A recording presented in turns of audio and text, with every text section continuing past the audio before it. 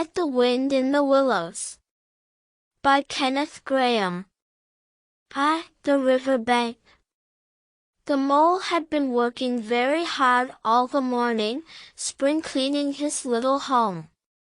First with brooms, then with dusters, then on ladders and steps and chairs, with a brush and a pail of whitewash.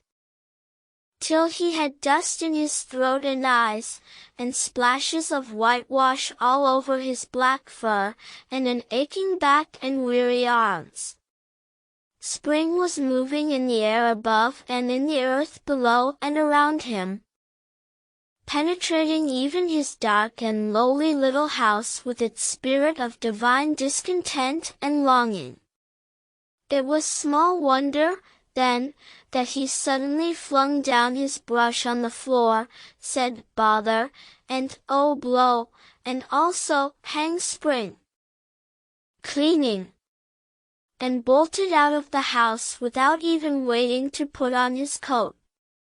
Something up above was calling him imperiously, and he made for the steep little tunnel which answered in his case to the gravelled carriage drive owned by animals whose residences are nearer to the sun and air. So he scraped and scratched and scrabbled and scrooged, and then he scrooged again and scrabbled and scratched and scraped, working busily with his little paws and muttering to himself. Up we go, till at last, pop! His snout came out into the sunlight, and he found himself rolling in the warm grass of a great meadow. This is fine, he said to himself. This is better than whitewashing. The sunshine struck hot on his fur, soft breezes caressed his heated brow, and after the seclusion of the cellarage he had lived in so long the carol of happy birds fell on his dulled hearing almost like a shout. Jumping off all his 4 legs at once, in the joy of living and the delight of spring without its cleaning, he pursued his way across the meadow till he reached the hedge on the further side.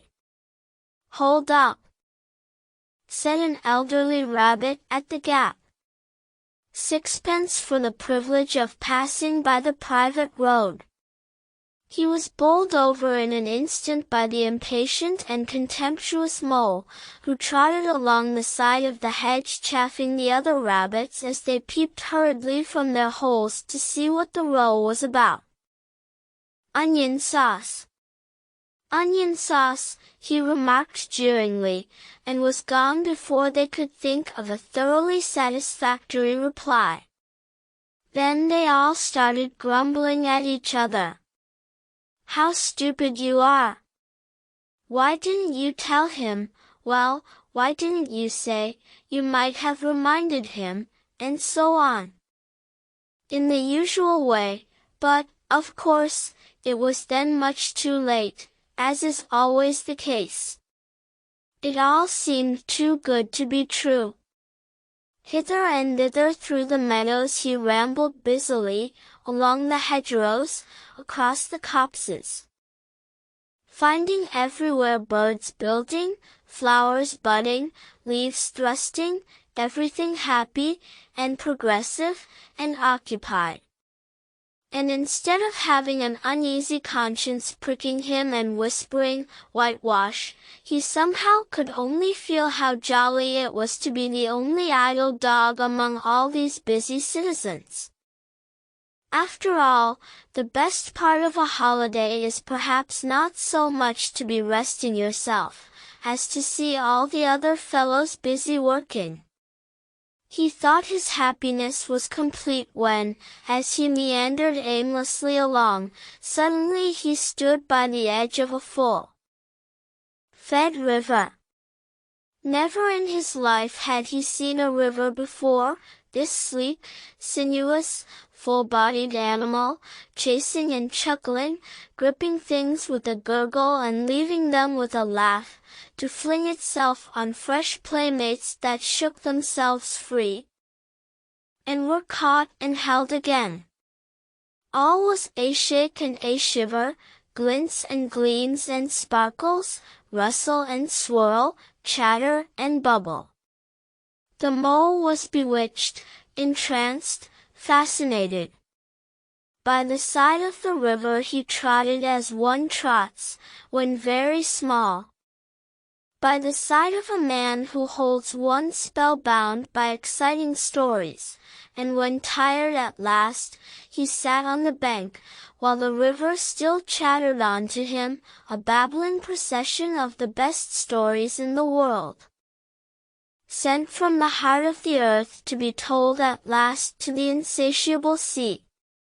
As he sat on the grass and looked across the river, a dark hole in the bank opposite, just above the water's edge, caught his eye, and dreamily he fell to considering what a nice snug dwelling place it would make for an animal with few wants and fond of a bijou riverside residence, above flood level and remote from noise and dust.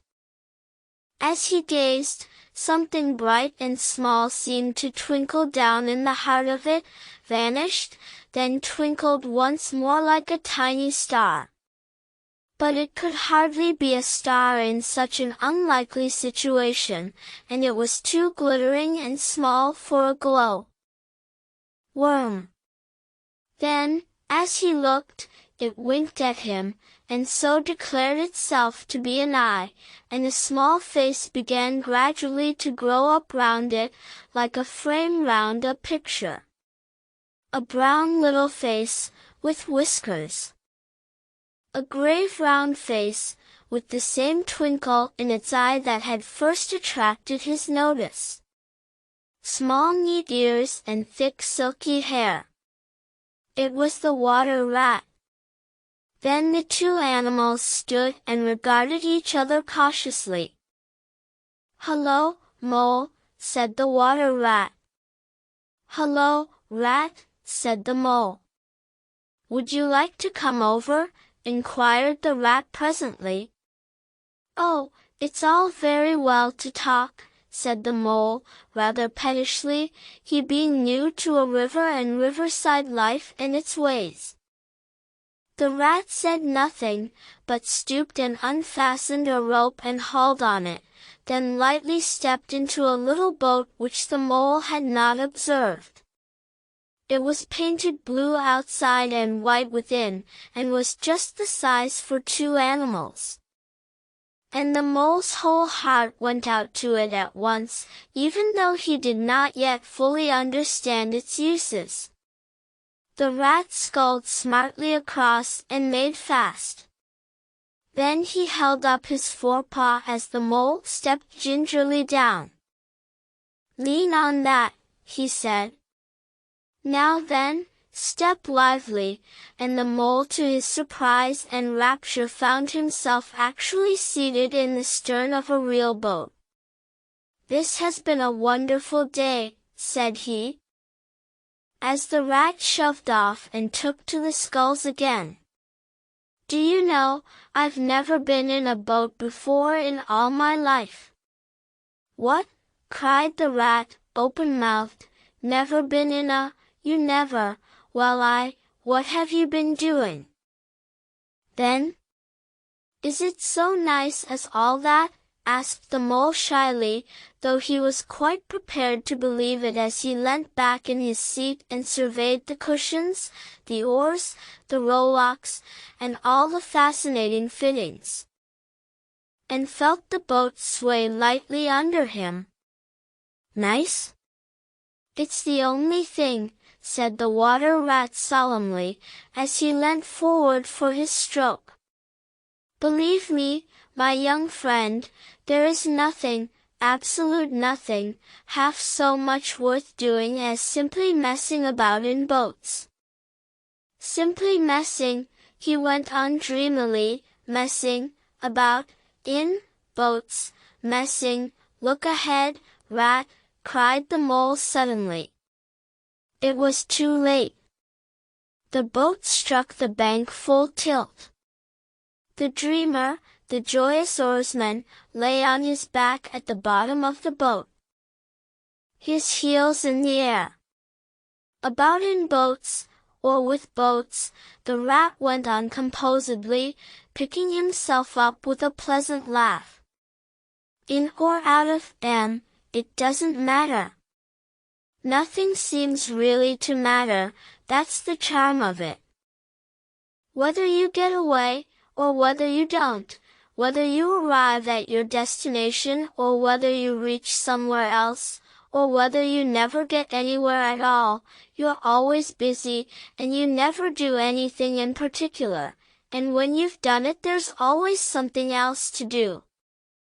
And you can do it if you like, but you'd much better not. Look here. If you've really nothing else on hand this morning, supposing we drop down the river together, and have a long day of it? The mole waggled his toes from sheer happiness, spread his chest with a sigh of full contentment, and leaned back blissfully into the soft cushions. What a day I'm having, he said. Let us start at once. Hold hard a minute, then, said the rat. He looped the painter through a ring in his landing stage, climbed up into his hole above, and after a short interval reappeared staggering under a fat, wicker luncheon basket.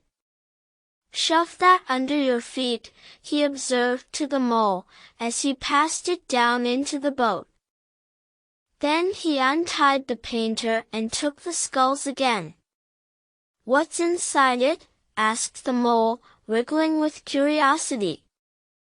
There's cold chicken inside it, replied the rat briefly, cold tonguey cold and cold beef pickle jerkin salad friend crow's cress sandwich spotted meat ginger beer lemonade soda water. Oh stop, stop, cried the mole in ecstasies. This is too much. Do you really think so? Inquired the rat seriously. It's only what I always take on these little excursions, and the other animals are always telling me that I'm a mean beast and cut it very fine. The mole never heard a word he was saying. Absorbed in the new life he was entering upon, intoxicated with the sparkle, the ripple, the scents and the sounds and the sunlight, he trailed a paw in the water and dreamed long waking dreams. The water rat, like the good little fellow he was, sculled steadily on and forbore to disturb him. I like your clothes awfully, old chap, he remarked after some half an hour or so had passed. I'm going to get a black velvet smoking suit myself some day, as soon as I can afford it. I beg your pardon, said the mole, pulling himself together with an effort.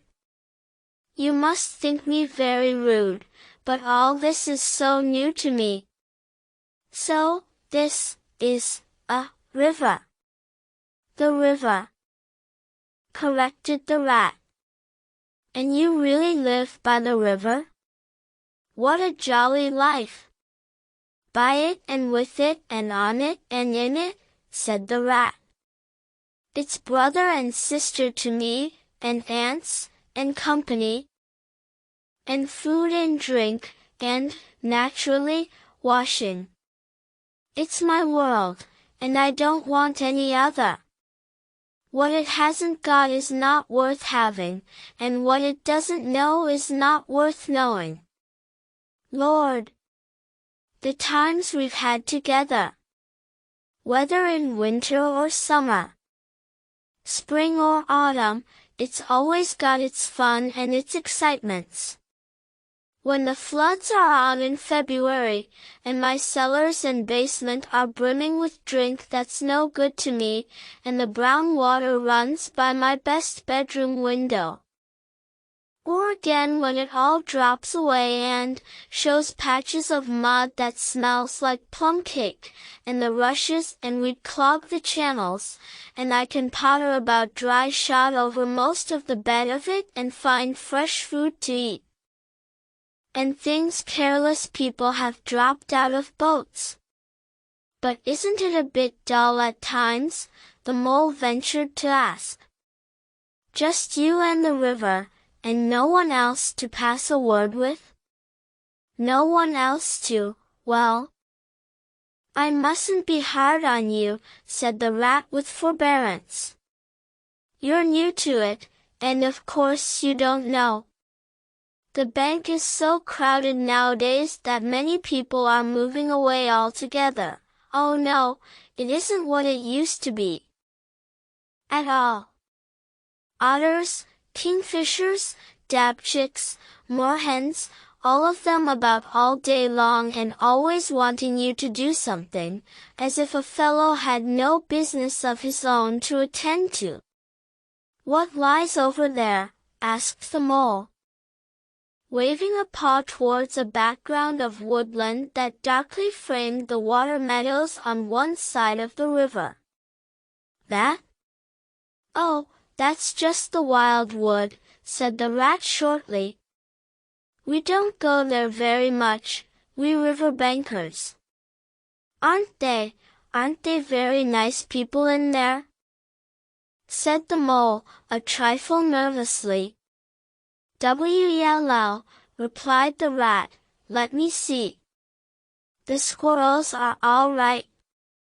And the rabbits, some of them, but rabbits are a mixed lot. And then there's Badger, of course. He lives right in the heart of it.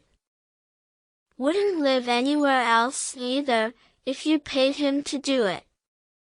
Dear old Badger. Nobody interferes with him. They'd better not, he added significantly. Why, who should interfere with him? Asked the mole. Well, of course, there are others, explained the rat in a hesitating sort of way. Weasels, and stoats, and foxes, and so on. They're all right in a way. I'm very good friends with them, past the time of day when we meet, and all that, but they break out sometimes. There's no denying it, and then, well, you can't really trust them, and that's the fact. The mole knew well that it is quite against animal etiquette to dwell on possible trouble ahead, or even to allude to it, so he dropped the subject. And beyond the wildwood again? He asked, where it's all blue and dim, and one sees what may be hills or perhaps they mayn't, and something like the smoke of towns, or is it only cloud drift? Beyond the wildwood comes the wide world, said the rat. And that's something that doesn't matter either to you or me. I've never been there, and I'm never going, nor you either, if you've got any sense at all. Don't ever refer to it again, please. Now then. Here's our backwater at last, where we're going to lunch. Leaving the main stream, they now passed into what seemed at first sight like a little landlocked lake. Green turf sloped down to either edge, brown snaky tree. Roots gleamed below the surface of the quiet water, while ahead of them the silvery shoulder and foamy tumble of a weir, arm in arm with a restless dripping mill wheel, that held up in its turn a grey-gabled mill house, filled the air with a soothing murmur of sound. Dull and smothery, yet with little clear voices speaking up cheerfully out of it at intervals. It was so very beautiful that the mole could only hold up both forepaws and gasp, "Oh my! Oh my! Oh my!" The rat brought the boat alongside the bank, made her fast, helped the still awkward mole safely ashore, and swung out the luncheon basket. The mole begged as a favor to be allowed to unpack it all by himself, and the rat was very pleased to indulge him. and to sprawl at full length on the grass and rest, while his excited friend shook out the tablecloth and spread it, took out all the mysterious packets one by one and arranged their contents in due order, still gasping. "Oh my! Oh my!" at each fresh revelation. When all was ready, the rat said, "Now, pitch in, old fellow," and the mole was indeed very glad to obey, for he had started his spring cleaning at a very early hour that morning, as people will do, and had not paused for bite or sup, and he had been through a very great deal since that distant time which now seemed so many days ago.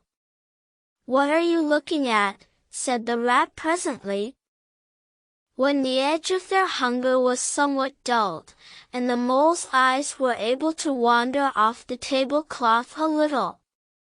"I am looking," said the mole, "at a streak of bubbles that I see traveling along the surface of the water. That is a thing that strikes me as funny." "Bubbles?" "Oh ho," said the rat, and chirped cheerily in an inviting sort of way. A broad glistening muzzle showed itself above the edge of the bank, and the otter hauled himself out and shook the water from his coat. "Greedy beggars," he observed, making for the provender. "Why didn't you invite me, Ratty?" "This was an impromptu affair," explained the rat. "By the way, my friend Mr. Mole." "Proud, I'm sure," said the otter, and the two animals were friends forthwith. "Such a rumpus everywhere," continued the otter. "All the world seems out on the river today. I came up this backwater to try and get a moment's peace, and then stumble upon you fellows. At least, I beg pardon, I don't exactly mean that. You know." There was a rustle behind them, proceeding from a hedge wherein last year's leaves still clung thick, and a stripy head, with high shoulders behind it, peered forth on them. "Come on, old badger," shouted the rat. The badger trotted forward a pace or two, then grunted, "Hum! Company," and turned his back and disappeared from view. "That's just the sort of fellow he is," observed the disappointed rat. "Simply hates society. Now we shan't see any more of him to-day. Well, tell us, who's out on the river?" "Toad's out, for one," replied the otter. "In his brand new wager boat, new togs, new everything." The two animals looked at each other and laughed. "Once, it was nothing but sailing," said the rat, "then he tired of that and took to punting.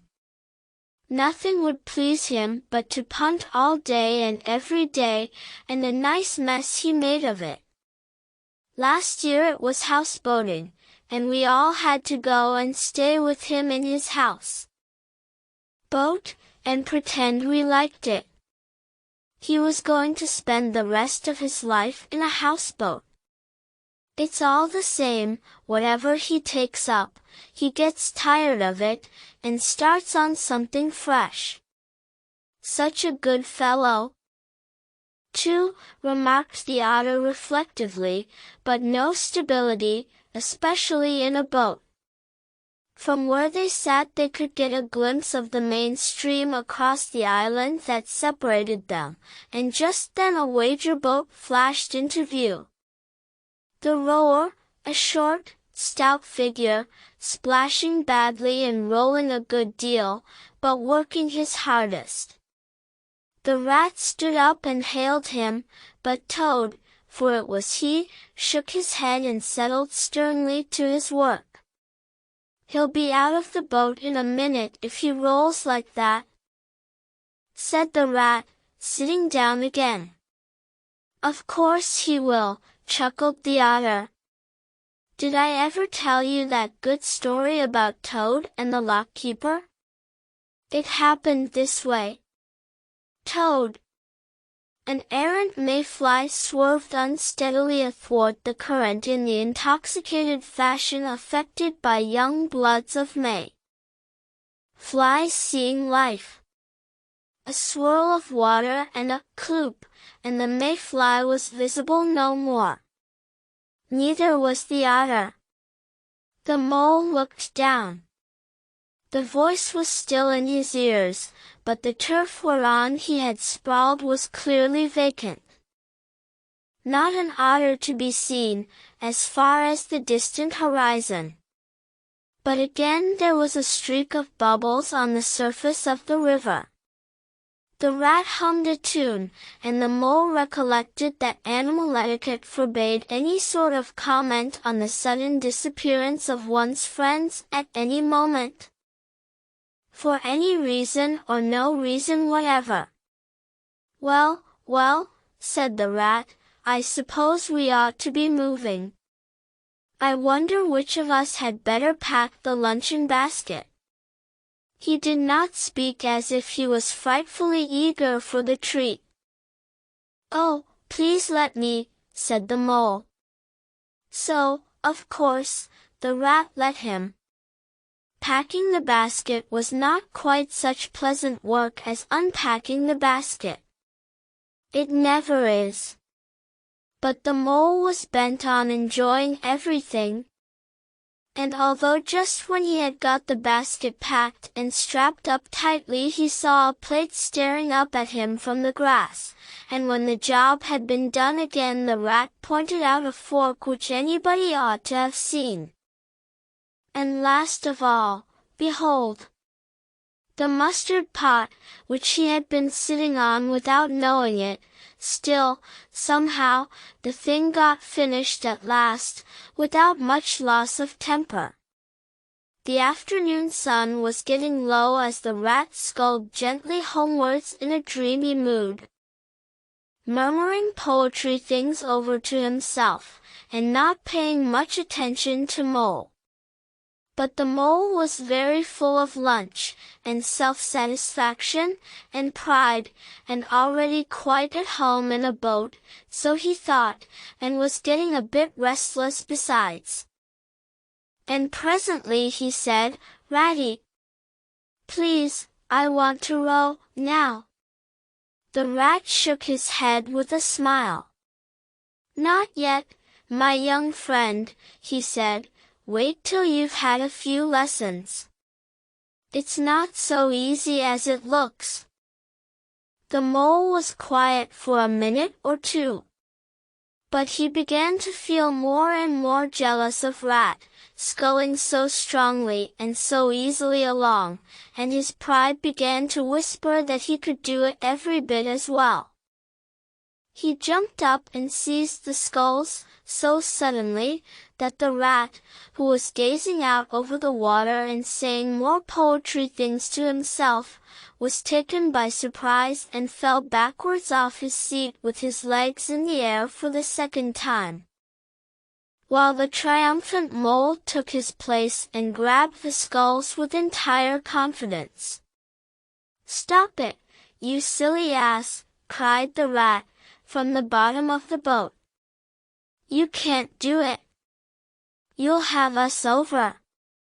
The mole flung his sculls back with a flourish, and made a great dig at the water.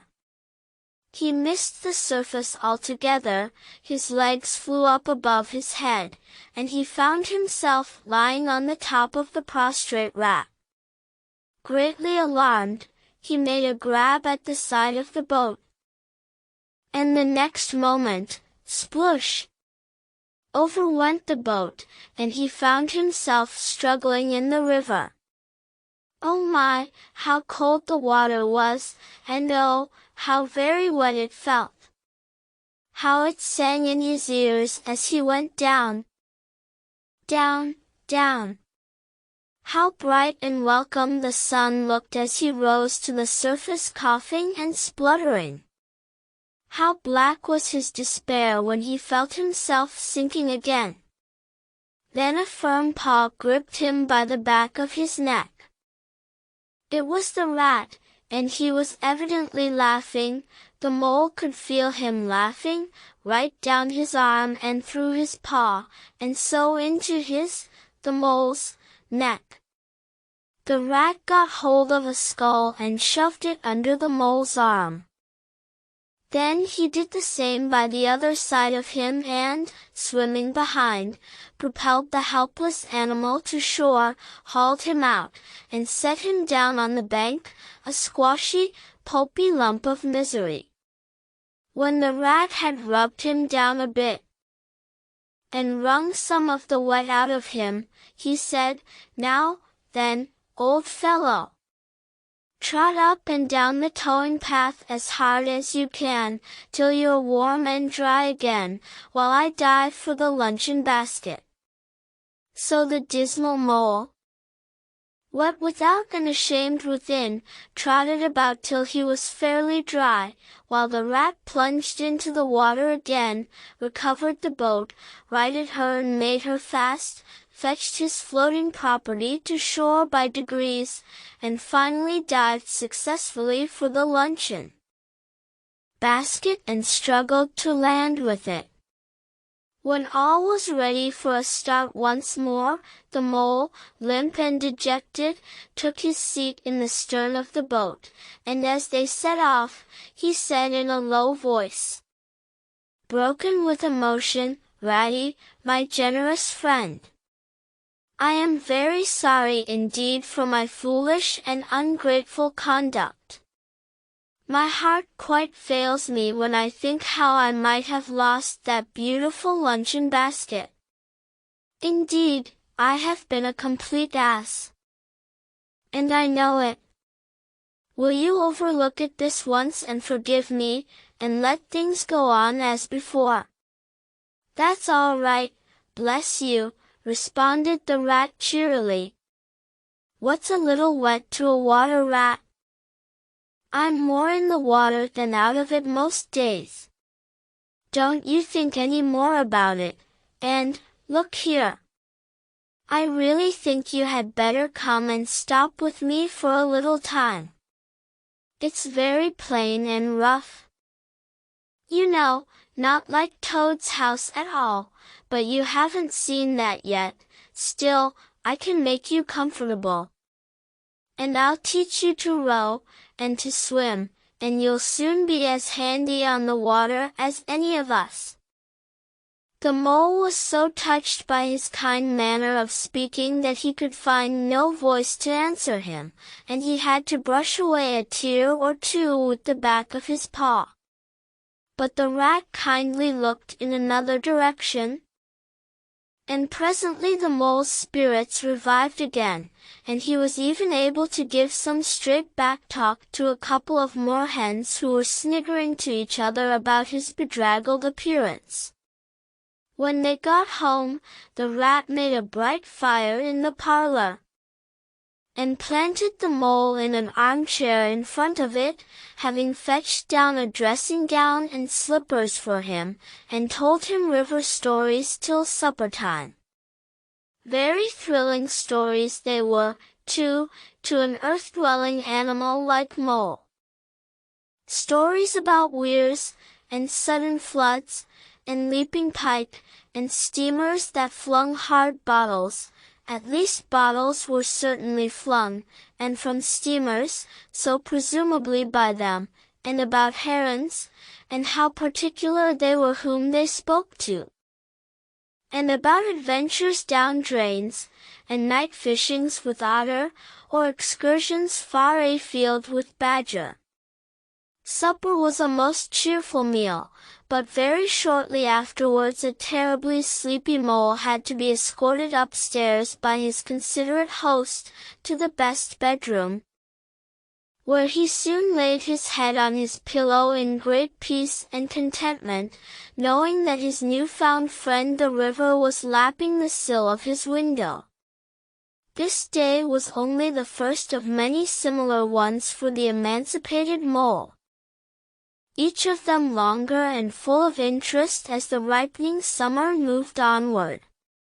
He learned to swim and to row, and entered into the joy of running water, and with his ear to the reed stems he caught, at intervals, something of what the wind went whispering so constantly among them. "To the open road, Ratty," said the mole suddenly, one bright summer morning.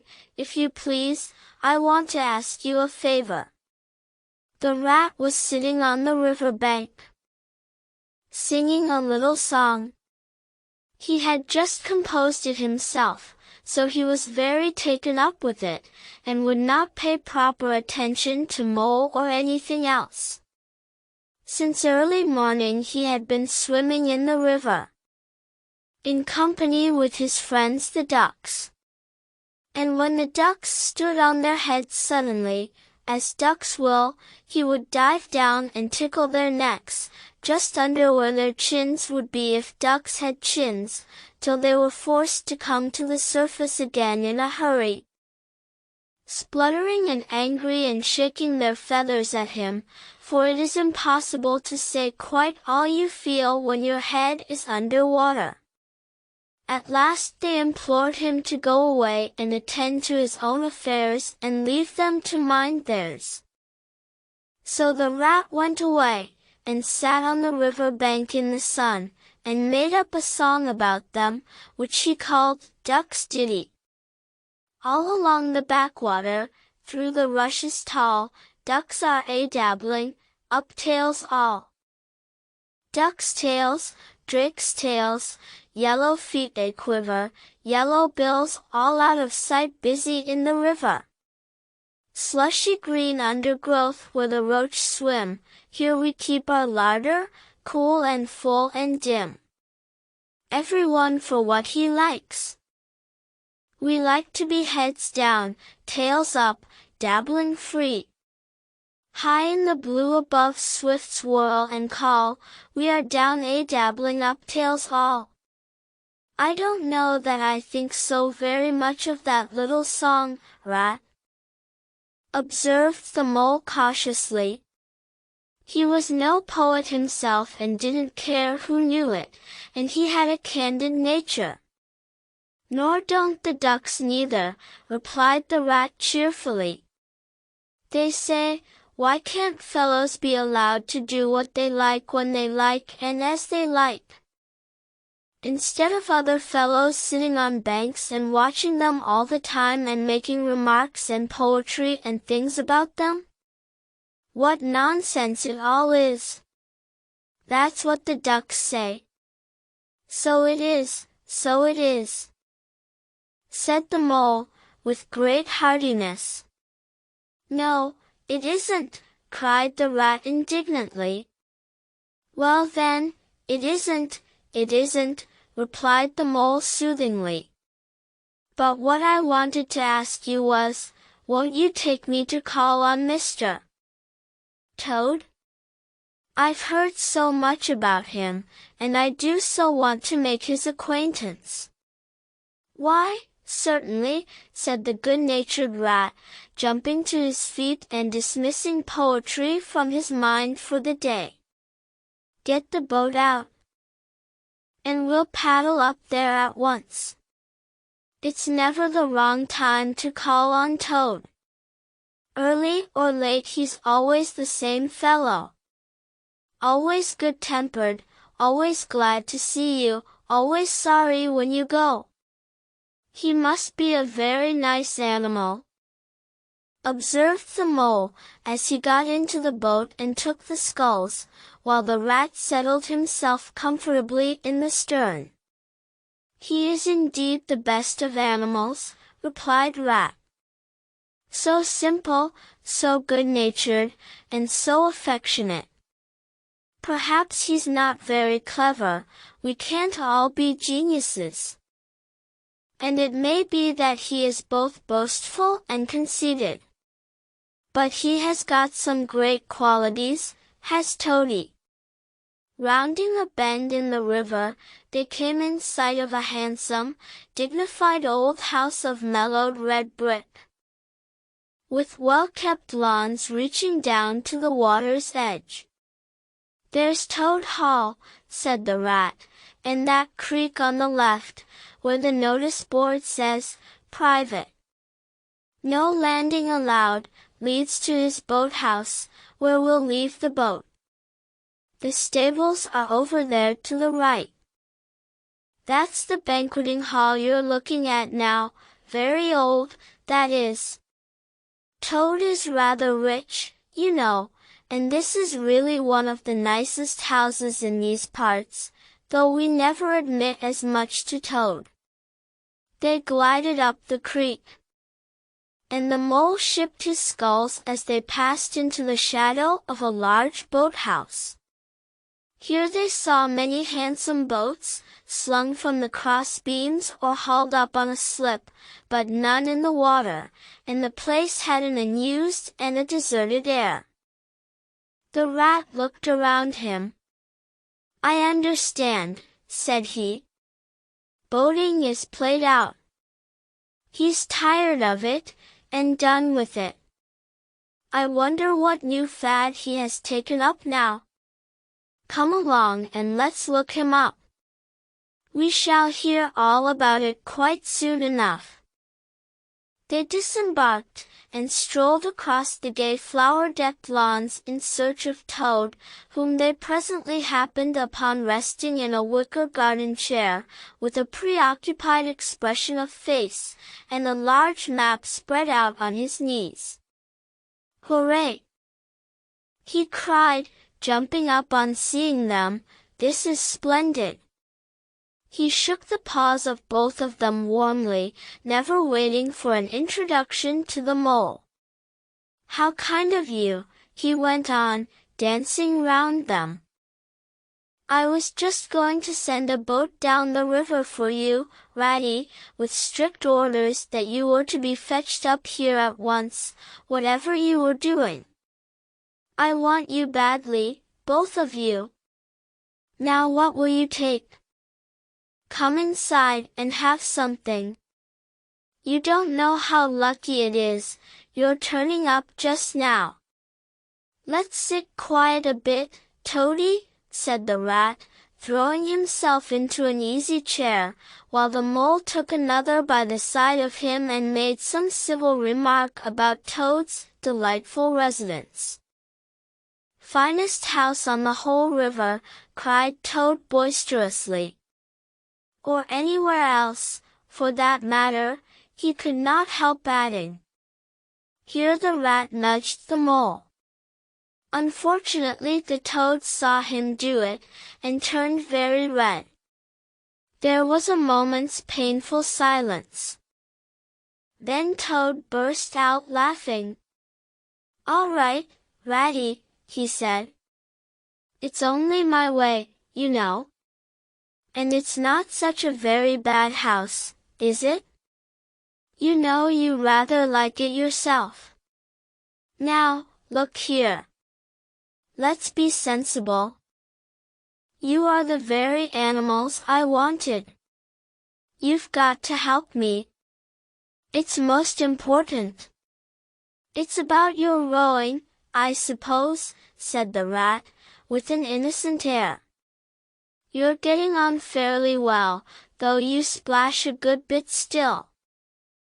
With a great deal of patience, and any quantity of coaching, you may—" "Oh, pooh!" "Boating," interrupted the toad, in great disgust. "Silly boyish amusement. I've given that up long ago. Sheer waste of time, that's what it is. It makes me downright sorry to see you fellows, who ought to know better, spending all your energies in that aimless manner. No, I've discovered the real thing, the only genuine occupation for a lifetime. I propose to devote the remainder of mine to it, and can only regret the wasted years that lie behind me, squandered in trivialities. Come with me, dear Ratty, and your amiable friend also, if you will be so very good, just as far as the stable yard, and you shall see what you shall see. He led the way to the stable yard accordingly, the rat following with a most mistrustful expression, and there, drawn out of the coach-house into the open, they saw a gypsy caravan, shining with newness, painted a canary yellow picked out with green and red wheels. There you are, cried the toad, straddling and expanding himself. There's real life for you, embodied in that little cart. The open road, the dusty highway, the heath, the common, the hedgerows. The rolling downs. Camps, villages, towns, cities. Here today, up and off to somewhere else tomorrow. Travel, change, interest, excitement. The whole world before you, and a horizon that's always changing. And mind. This is the very finest cart of its sort that was ever built. Without any exception. Come inside and look at the arrangements. Planned them all myself, I did. The mole was tremendously interested and excited, and followed him eagerly up the steps and into the interior of the caravan. The rat only snorted and thrust his hands deep into his pockets, remaining where he was. It was indeed very compact and comfortable.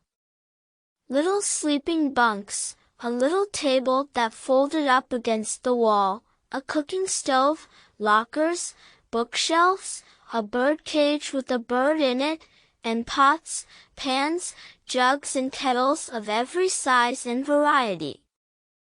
All complete, said the toad triumphantly, pulling open a locker. You see, biscuits, potted lobster, sardines, everything you can possibly want. Soda water here, bocce there, letter paper, bacon, jam, cards, and dominoes. You'll find, he continued, as they descended the steps again, you'll find that nothing whatever has been forgotten. When we make our start this afternoon. I beg your pardon, said the rat slowly, as he chewed a straw, but did I overhear you say something about we, and start, and this afternoon? Now, you dear good old Ratty, said Toad, imploringly, don't begin talking in that stiff and sniffy sort of way, because you know you've got to come. I can't possibly manage without you, so please consider it settled, and don't argue, it's the one thing I can't stand. You surely don't mean to stick to your dull fusty old river all your life, and just live in a hole in a bank, and boat? I want to show you the world. I'm going to make an animal of you. My boy. I don't care, said the rat, doggedly. I'm not coming, and that's flat. And I am going to stick to my old river, and live in a hole, and boat, as I've always done. And what's more, Mole's going to stick to me and do as I do, aren't you, Mole? Of course I am, said the Mole, loyally. I'll always stick to you, Rat, and what you say is to be, has got to be.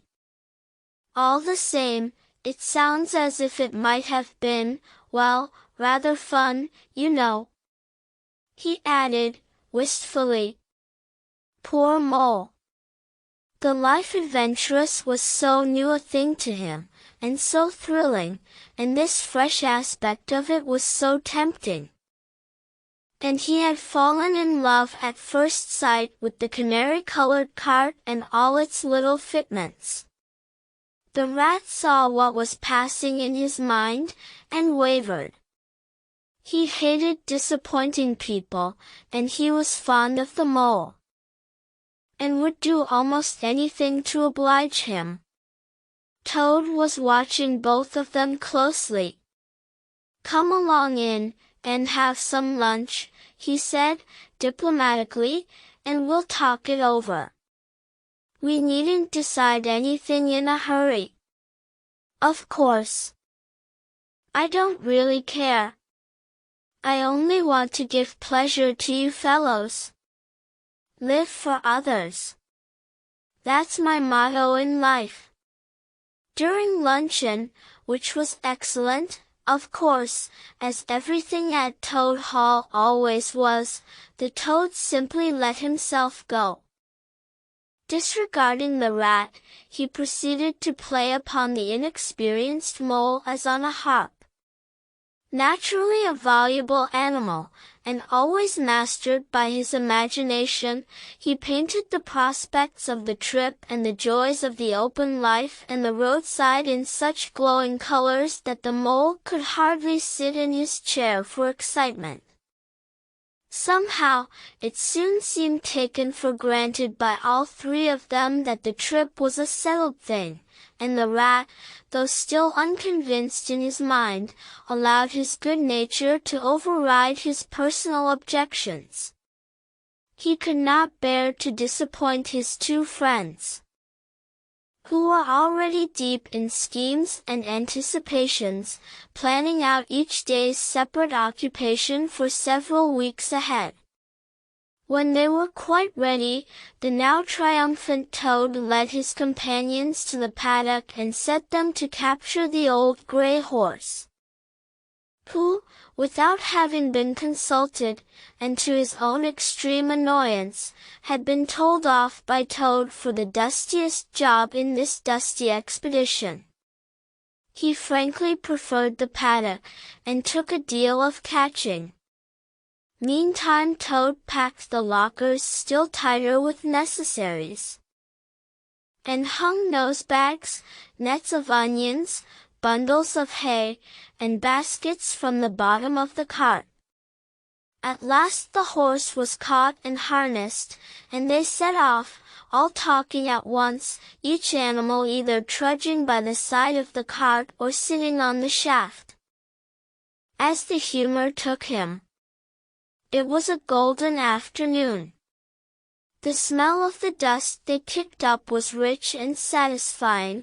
Out of thick orchards on either side the road, birds called and whistled to them cheerily, good-natured wayfarers, passing them, gave them good day, or stopped to say nice things about their beautiful cart, and rabbits, sitting at their front doors in the hedgerows, held up their forepaws, and said, "Oh my! Oh my! Oh my!" Late in the evening, tired and happy and miles from home, they drew up on a remote common far from habitations, turned the horse loose to graze, and ate their simple supper sitting on the grass by the side of the cart. Toad talked big about all he was going to do in the days to come, while stars grew fuller and larger all around them, and a yellow moon, appearing suddenly and silently from nowhere in particular, came to keep them company and listen to their talk. At last they turned in to their little bunks in the cart, and Toad, kicking out his legs, sleepily said, "Well, good night, you fellows.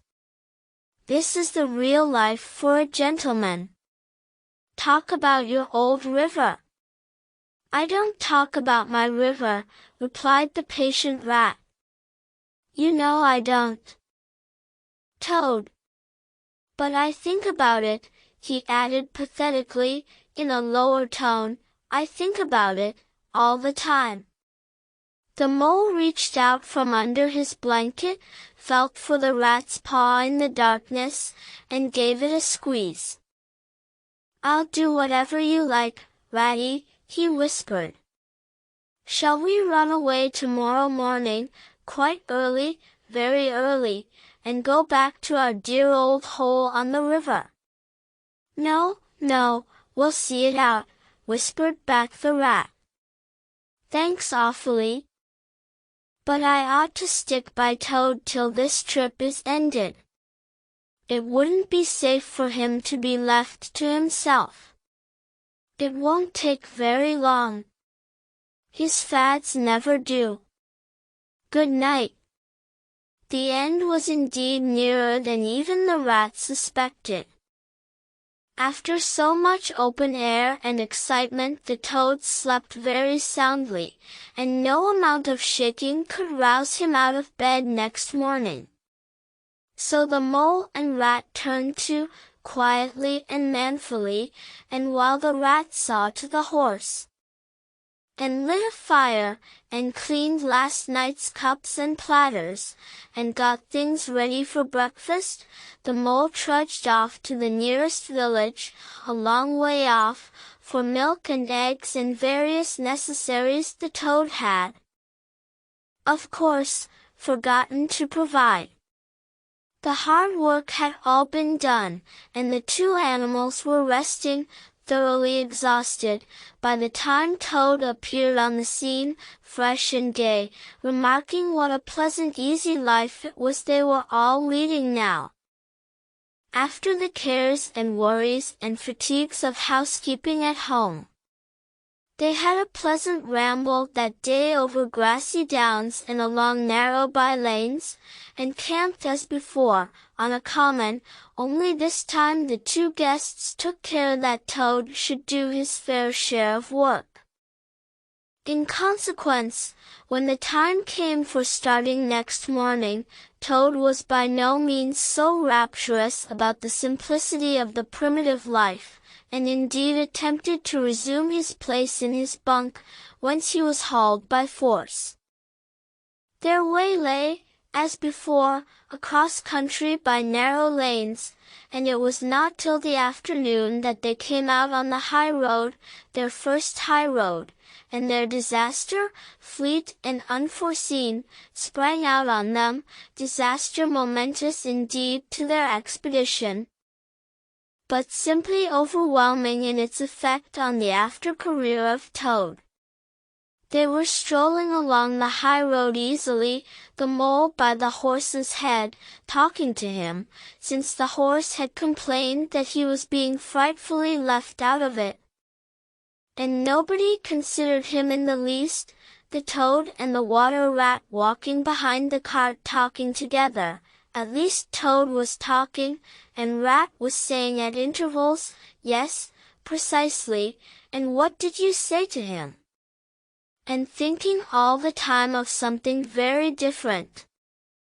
When far behind them they heard a faint warning hum, like the drone of a distant beat. Glancing back, they saw a small cloud of dust, with a dark center of energy, advancing on them at incredible speed, while from out the dust a faint poop, poop, wailed like an uneasy animal in pain. Hardly regarding it, they turned to resume their conversation, when in an instant, as it seemed, the peaceful scene was changed, and with a blast of wind and a whirl of sound that made them jump for the nearest ditch, it was on them. The poop-poop rang with a brazen shout in their ears.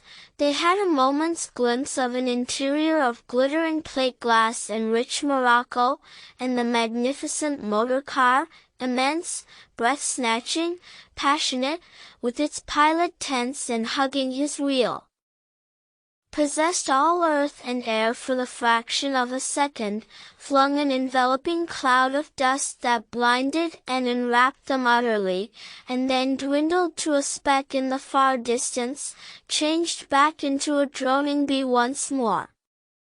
The old gray horse, dreaming, as he plodded along, of his quiet paddock, in a new raw situation such as this simply abandoned himself to his natural emotions. Rearing, plunging, backing steadily, in spite of all the mole's efforts at his head, and all the mole's lively language directed at his better feelings. He drove the cart backwards towards the deep ditch at the side of the road. It wavered an instant, then there was a heartrending crash, and the canary-colored cart, their pride and their joy, lay on its side in the ditch, an irredeemable wreck. The rat danced up and down in the road, simply transported with passion. "You villains," he shouted, shaking both fists, "you scoundrels, you highwaymen, you road hogs. I'll have the law of you. I'll report you. I'll take you through all the courts." His homesickness had quite slipped away from him, and for the moment he was the skipper of the canary-colored vessel driven on a shoal by the reckless jockeying of rival mariners. And he was trying to recollect all the fine and biting things he used to say to masters of steam launches when their wash, as they drove too near the bank, used to flood his parlor carpet at home.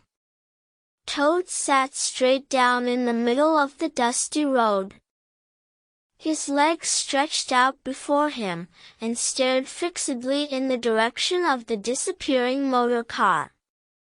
He breathed short, his face wore a placid, satisfied expression, and at intervals he faintly murmured, "Poop poop." The mole was busy trying to quiet the horse, which he succeeded in doing after a time.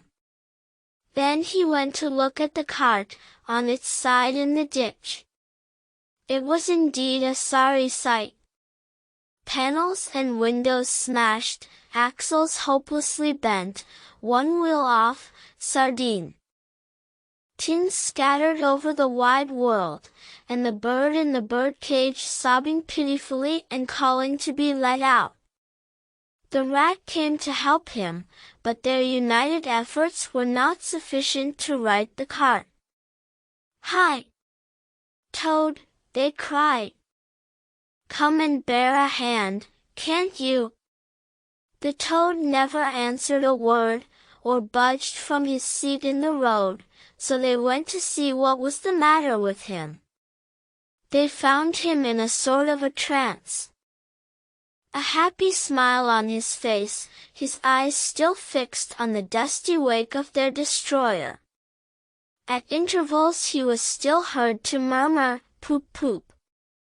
The rat shook him by the shoulder. "Are you coming to help us, Toad?" he demanded sternly. "Glorious, stirring sight," murmured Toad, never offering to move. "The poetry of motion.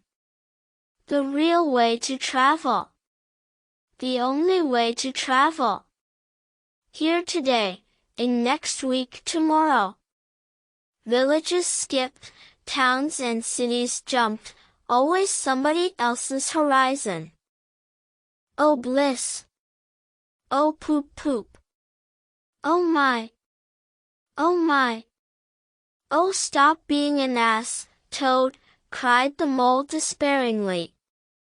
"And to think I never knew," went on the toad in a dreamy monotone. "All those wasted years that lie behind me. I never knew, never even dreamt. But now that I know, now that I fully realize. Oh, what a flowery track lies spread before me, henceforth. What dust clouds shall spring up behind me as I speed on my reckless way. What carts I shall fling carelessly into the ditch in the wake of my magnificent onset. Horrid little carts, common carts, canary-colored carts. What are we to do with him?" asked the mole of the water rat. "Nothing at all," replied the rat firmly. "Because there is really nothing to be done. You see, I know him from of old. He is now possessed. He has got a new craze, and it always takes him that way, in its first stage. He'll continue like that for days now, like an animal walking in a happy dream, quite useless for all practical purposes. Never mind him. Let's go and see what there is to be done about the cart.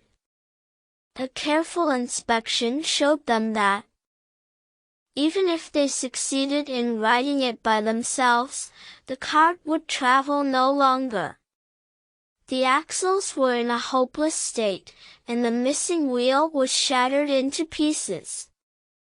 The rat knotted the horse's reins over his back and took him by the head, carrying the bird cage and its hysterical occupant in the other hand. "Come on," he said grimly to the mole. "It's 5 or 6 miles to the nearest town, and we shall just have to walk it.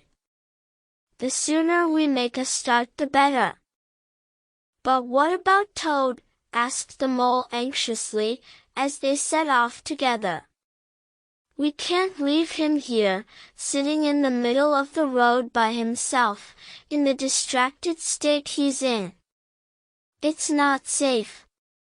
Supposing another thing were to come along?" "Oh, bother Toad," said the rat savagely, "I've done with him." They had not proceeded very far on their way, however, when there was a pattering of feet behind them, and Toad caught them up and thrust a paw inside the elbow of each of them. Still breathing short and staring into vacancy. "Now, look here, Toad," said the rat sharply, "as soon as we get to the town, you'll have to go straight to the police station, and see if they know anything about that motor car and who it belongs to, and lodge a complaint against it. And then you'll have to go to a blacksmith's or a wheelwright's and arrange for the cart to be fetched and mended and put to rights. It'll take time, but it's not quite a hopeless smash.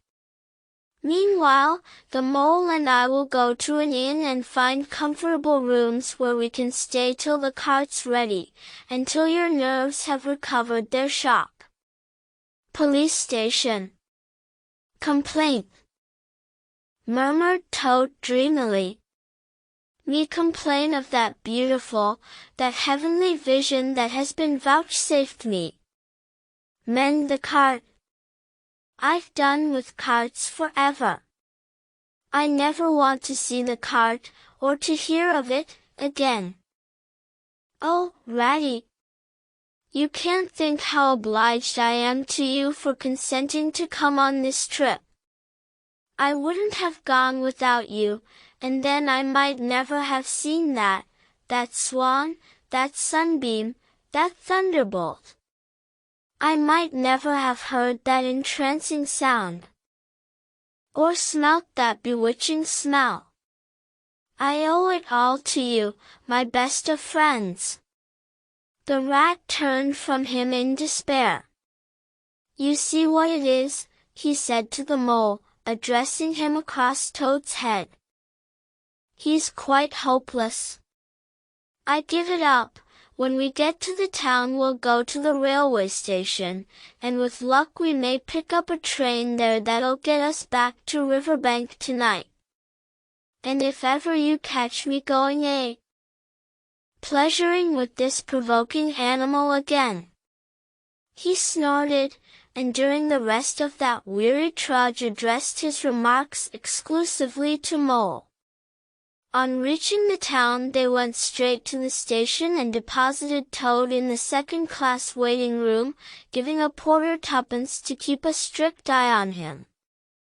They then left the horse at an inn stable, and gave what directions they could about the cart and its contents. Eventually, a slow train having landed them at a station not very far from Toad Hall, they escorted the spell bound, sleepwalking Toad to his door, put him inside it, and instructed his housekeeper to feed him, undress him, and put him to bed. Then they got out their boat from the boathouse, sculled down the river home, and at a very late hour sat down to supper in their own cozy riverside parlor. To the rat's great joy and contentment.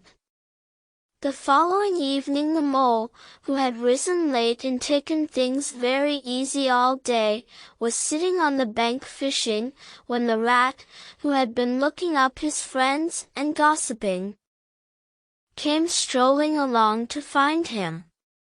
"Heard the news?" he said. "There's nothing else being talked about, all along the river bank. Toad went up to town by an early train this morning. And he has ordered a large and very expensive motor car." 3. The wildwood. The mole had long wanted to make the acquaintance of the badger. He seemed, by all accounts, to be such an important personage and, though rarely visible, to make his unseen influence felt by everybody about the place.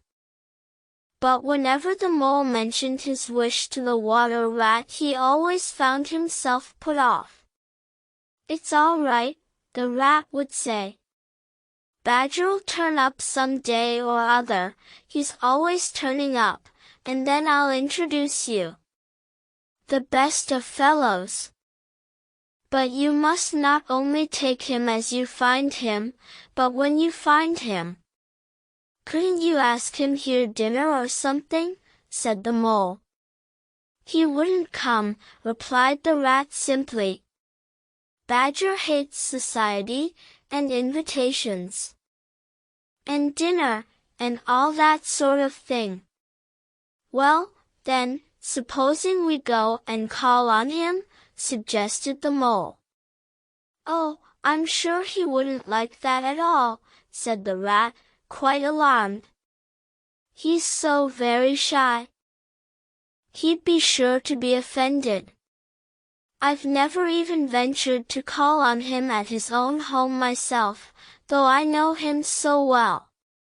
Besides, we can't. It's quite out of the question, because he lives in the very middle of the wild wood." "Well, supposing he does," said the mole. "You told me the wild wood was all right, you know." "Oh, I know, so it is," replied the rat evasively. "But I think we won't go there just now. Not just yet. It's a long way, and he wouldn't be at home at this time of year anyhow, and he'll be coming along some day, if you'll wait quietly." The mole had to be content with this. But the badger never came along.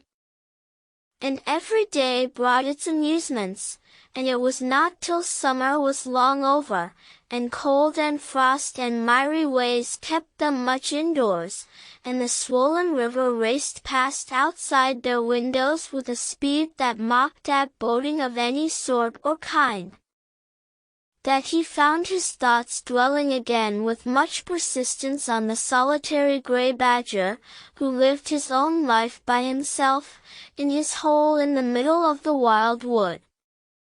In the winter time the rat slept a great deal, retiring early and rising late.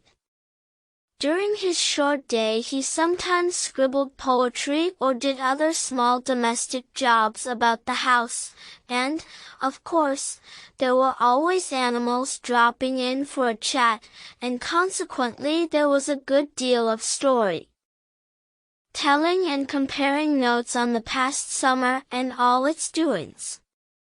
Such a rich chapter it had been, when one came to look back on it all, with illustrations so numerous and so very highly colored. The pageant of the river bank had marched steadily along, unfolding itself in scene pictures that succeeded each other in stately procession. Purple loosestrife arrived early, shaking luxuriant tangled locks along the edge of the mirror whence its own face laughed back at it. Willow herb, tender and wistful, like a pink sunset cloud, was not slow to follow. Comfrey, the purple hand in hand with the white, crept forth to take its place in the line, and at last one morning the diffident and delaying dog Rose stepped delicately on the stage, and one knew, as if string music had announced it in stately chords that strayed into a gavotte, that June at last was here. One member of the company was still awaited, the shepherd boy for the nymphs to woo, the knight for whom the ladies waited at the window, the prince that was to kiss the sleeping summer back to life and love. But when Meadowsweet, debonair and odorous in amber jerkin, moved graciously to his place in the group, then the play was ready to begin. And what a play it had been! Drowsy animals, snug in their holes while wind and rain were battering at their doors, recalled still keen mornings, an hour before sunrise, when the white mist, as yet undispersed, clung closely along the surface of the water, then the shock of the early plunge, the scamper along the bank, and the radiant transformation of earth, air, and water, when suddenly the sun was with them again, and gray was gold and color was born and sprang out of the earth once more. They recalled the languorous siesta of hot mid-day, deep in green undergrowth, the sun striking through in tiny golden shafts and spots, the boating and bathing of the afternoon, the rambles along dusty lanes and through yellow cornfields, and the long, cool evening at last, when so many threads were gathered up, so many friendships rounded, and so many adventures planned for the morrow. There was plenty to talk about on those short winter days when the animals found themselves round the fire. Still, the mole had a good deal of spare time on his hands. And so one afternoon, when the rat in his armchair before the blaze was alternately dozing and trying over rhymes that wouldn't fit, he formed the resolution to go out by himself and explore the wild wood, and perhaps strike up an acquaintance with Mr. Badger. It was a cold, still afternoon with a hard, steely sky overhead, when he slipped out of the warm parlor into the open air. The country lay bare and entirely leafless around him, and he thought that he had never seen so far and so intimately into the insides of things as on that winter day when nature was deep in her annual slumber and seemed to have kicked the clothes off. Copses, dells, quarries and all hidden places, which had been mysterious mines for exploration in leafy summer, now exposed themselves and their secrets pathetically, and seemed to ask him to overlook their shabby poverty for a while, till they could ride in rich masquerade as before, and trick and entice him with the old deceptions. It was pitiful in a way, and yet cheering, even exhilarating. He was glad that he liked the country undecorated, hard, and stripped of its finery. He had got down to the bare bones of it, and they were fine and strong and simple. He did not want the warm clover and the play of seeding grasses, the screens of quickset, the billowy drapery of beech and elm seemed best away, and with great cheerfulness of spirit he pushed on towards the wild wood, which lay before him low and threatening, like a black reef in some still southern sea. There was nothing to alarm him at first entry. Twigs crackled under his feet, logs tripped him, funguses on stumps resembled caricatures, and startled him for the moment by their likeness to something familiar and far away. But that was all fun and exciting. It led him on, and he penetrated to where the light was less, and trees crouched nearer and nearer, and holes made ugly mouths at him on either side. Everything was very still now. The dusk advanced on him steadily, rapidly, gathering in behind and before, and the light seemed to be draining away like flood water. Then the faces began. It was over his shoulder, and indistinctly, that he first thought he saw a face. A little evil wedge-shaped face, looking out at him from a hole. When he turned and confronted it, the thing had vanished. He quickened his pace, telling himself cheerfully not to begin imagining things, or there would be simply no end to it. He passed another hole, and another, and another, and then, yes. No. Yes. Certainly a little narrow face, with hard eyes, had flashed up for an instant from a hole, and was gone. He hesitated, braced himself up for an effort, and strode on.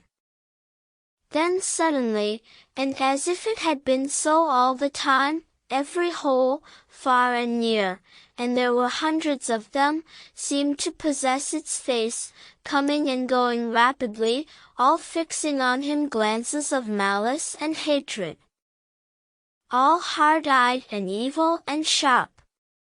If he could only get away from the holes in the banks, he thought, there would be no more faces. He swung off the path and plunged into the untrodden places of the wood. Then the whistling began.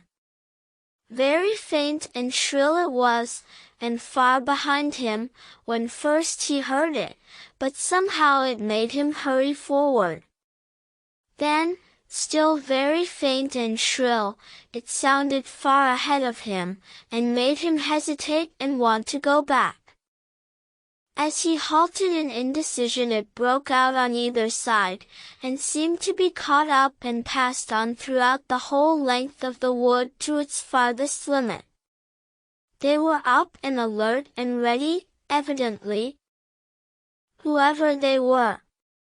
And he was alone, and unarmed, and far from any help, and the night was closing in. Then the pattering began. He thought it was only falling leaves at first, so slight and delicate was the sound of it. Then as it grew it took a regular rhythm, and he knew it for nothing else but the pat-pat-pat of little feet still a very long way off. Was it in front or behind? It seemed to be first one, and then the other, then both. It grew and it multiplied, till from every quarter as he listened anxiously, leaning this way and that, it seemed to be closing in on him. As he stood still to hearken, a rabbit came running hard towards him through the trees. He waited, expecting it to slacken pace, or to swerve from him into a different course. Instead, the animal almost brushed him as it dashed past, his face set and hard, his eyes staring. "Get out of this, you fool! Get out!" The mole heard him mutter as he swung round a stump and disappeared down a friendly burrow. The pattering increased till it sounded like sudden hail on the dry leaf carpet spread around him. The whole wood seemed running now. Running hard, hunting, chasing, closing in round something or somebody. In panic, he began to run too, aimlessly, he knew not whither. He ran up against things, he fell over things and into things, he darted under things and dodged round things. At last he took refuge in the deep dark hollow of an old beech tree, which offered shelter, concealment, perhaps even safety, but who could tell? Anyhow, he was too tired to run any further, and could only snuggle down into the dry leaves which had drifted into the hollow and hope he was safe for a time. And as he lay there panting and trembling, and listened to the whistlings and the patterings outside, he knew it at last, in all its fullness, that dread thing which other little dwellers in field and hedgerow had encountered here, and known as their darkest moment, that thing which the rat had vainly tried to shield him from, the terror of the wild wood. Meantime the rat, warm and comfortable, dozed by his fireside. His paper of half-finished verses slipped from his knee. His head fell back, his mouth opened, and he wandered by the verdant banks of dream rivers.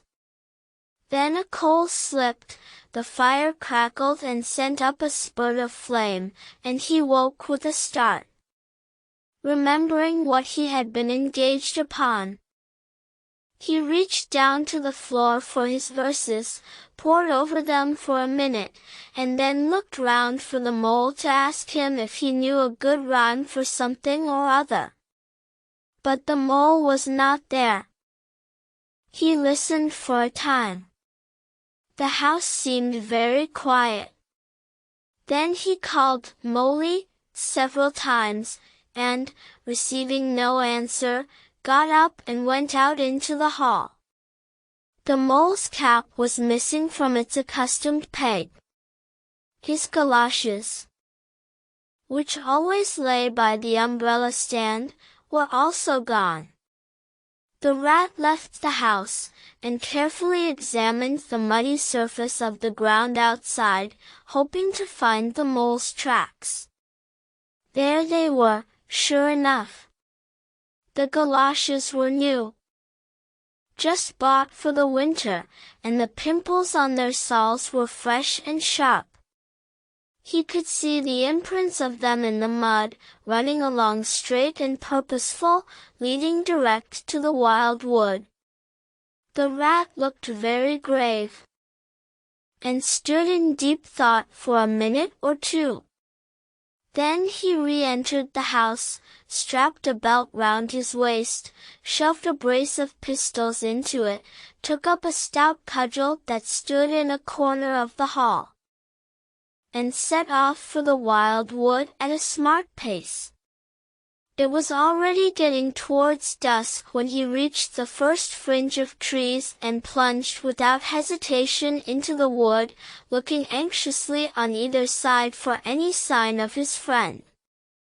Here and there wicked little faces popped out of holes, but vanished immediately at sight of the valorous animal, his pistols, and the great ugly cudgel in his grasp, and the whistling and pattering, which he had heard quite plainly on his first entry, died away and ceased, and all was very still.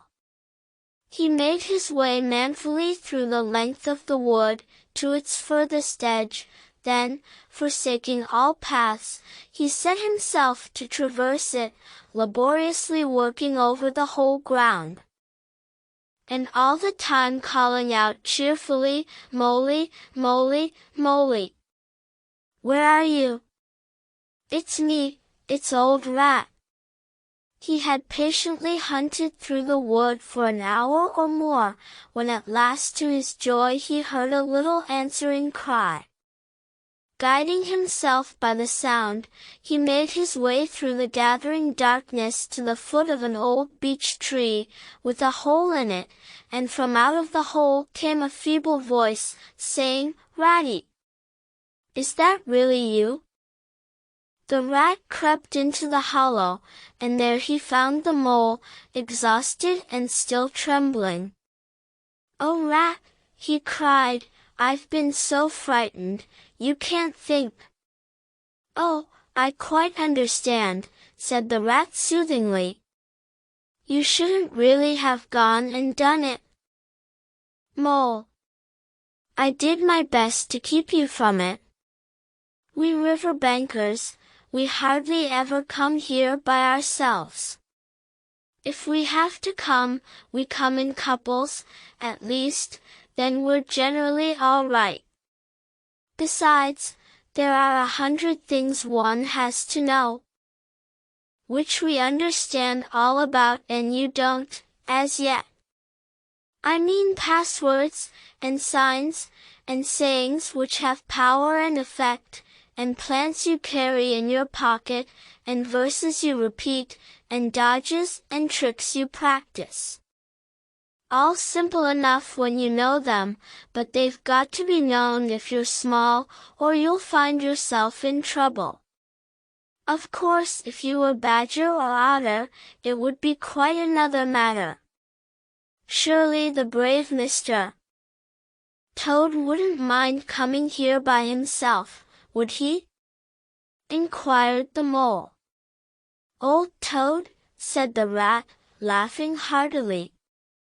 He wouldn't show his face here alone, not for a whole hatful of golden guineas, Toad wouldn't. The mole was greatly cheered by the sound of the rat's careless laughter, as well as by the sight of his stick and his gleaming pistols, and he stopped shivering and began to feel bolder and more himself again.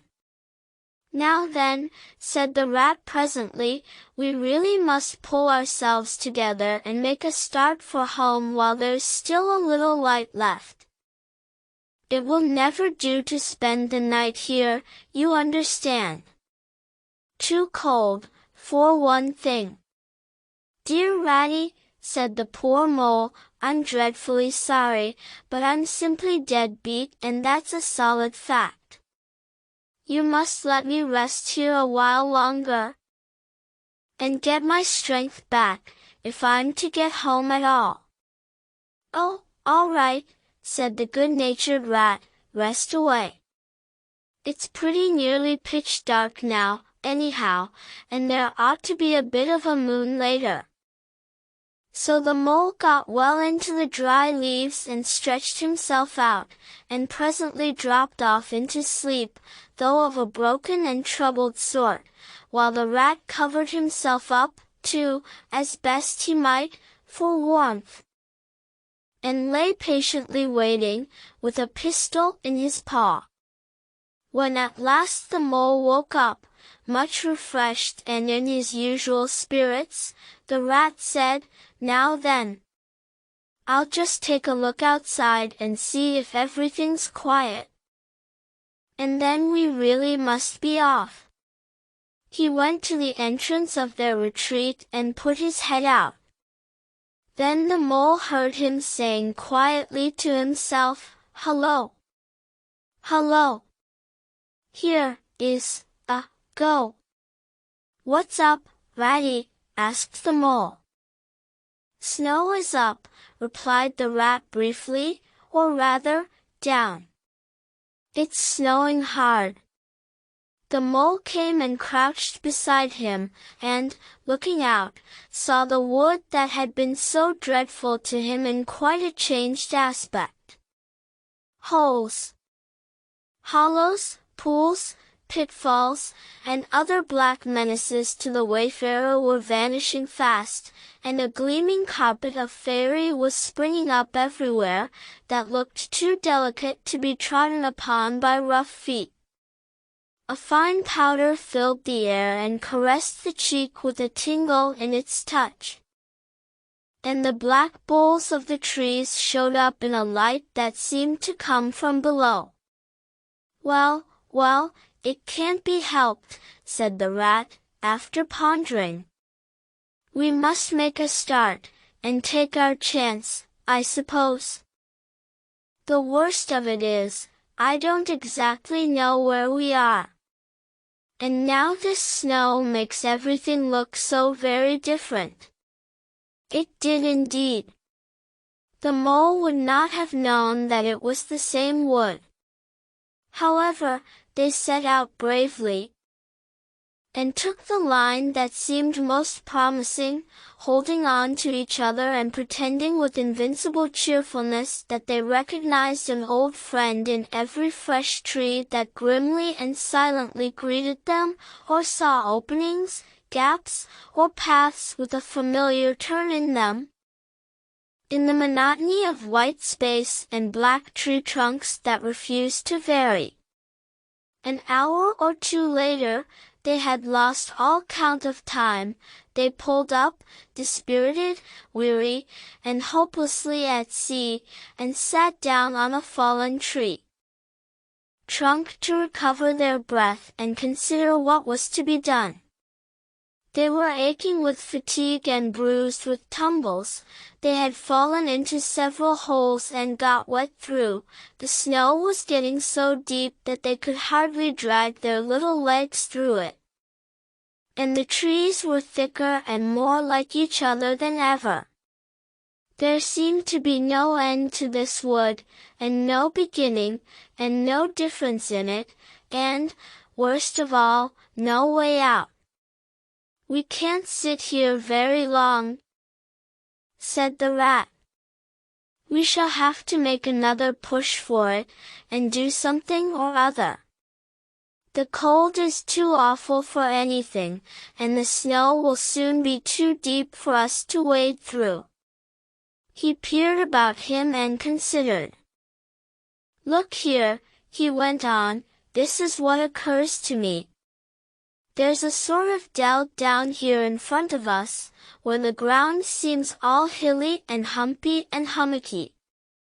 We'll make our way down into that, and try and find some sort of shelter, a cave or hole with a dry floor to it, out of the snow and the wind, and there we'll have a good rest before we try again, for we're both of us pretty dead beat.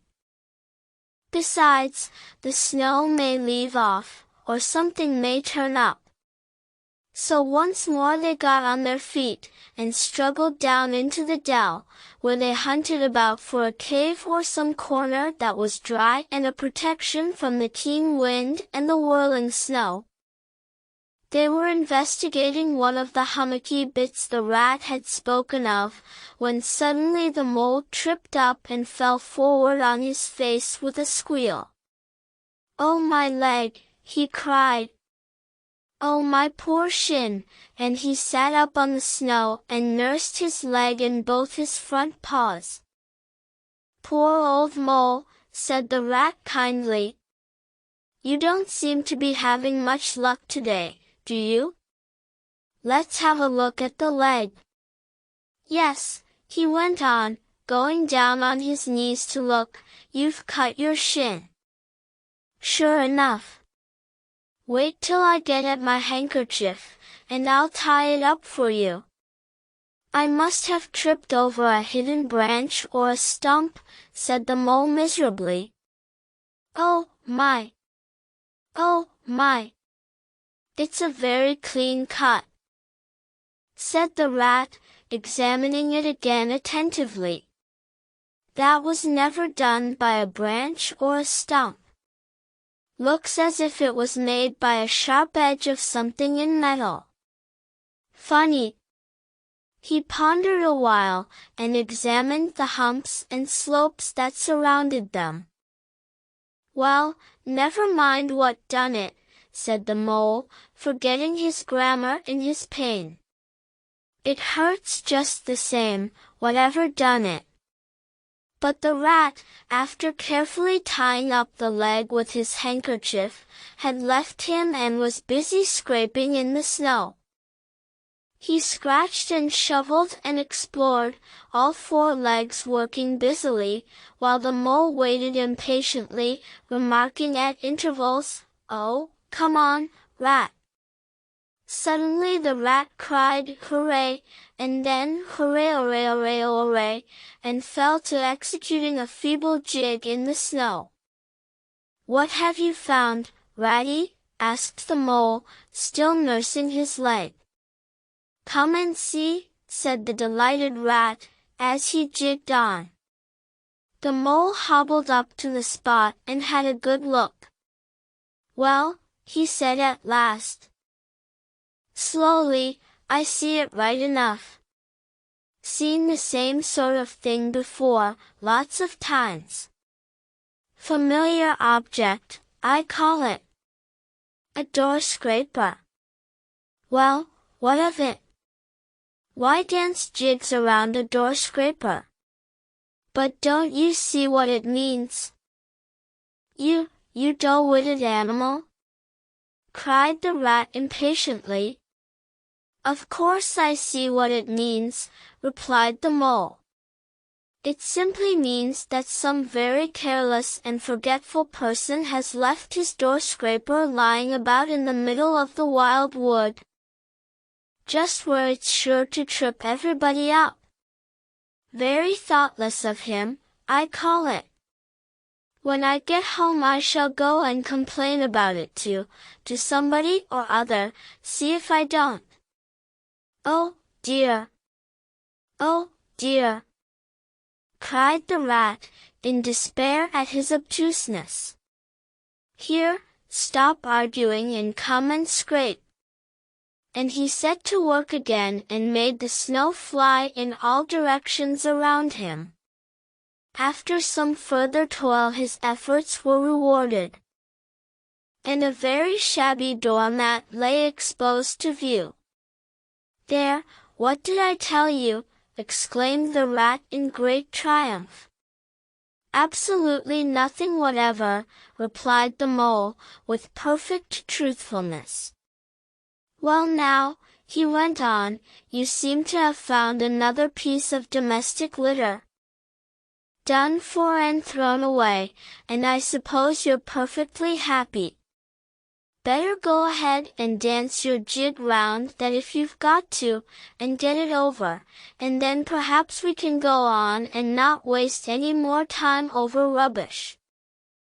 Heaps. Can we eat a doormat? Or sleep under a doormat? Or sit on a doormat and sledge home over the snow on it, you exasperating rodent? Do you mean to say, cried the excited rat, that this doormat doesn't tell you anything?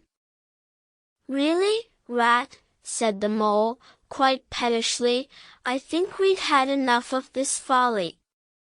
Who ever heard of a doormat telling anyone anything? They simply don't do it. They are not that sort at all. Doormats know their place. Now look here, you thick-headed beast, replied the rat, really angry, this must stop. Not another word, but scrape, scrape and scratch and dig and hunt round, especially on the sides of the hummocks, if you want to sleep dry and warm too. Night, for it's our last chance. The rat attacked a snowbank beside them with ardor, probing with his cudgel everywhere and then digging with fury, and the mole scraped busily too, more to oblige the rat than for any other reason.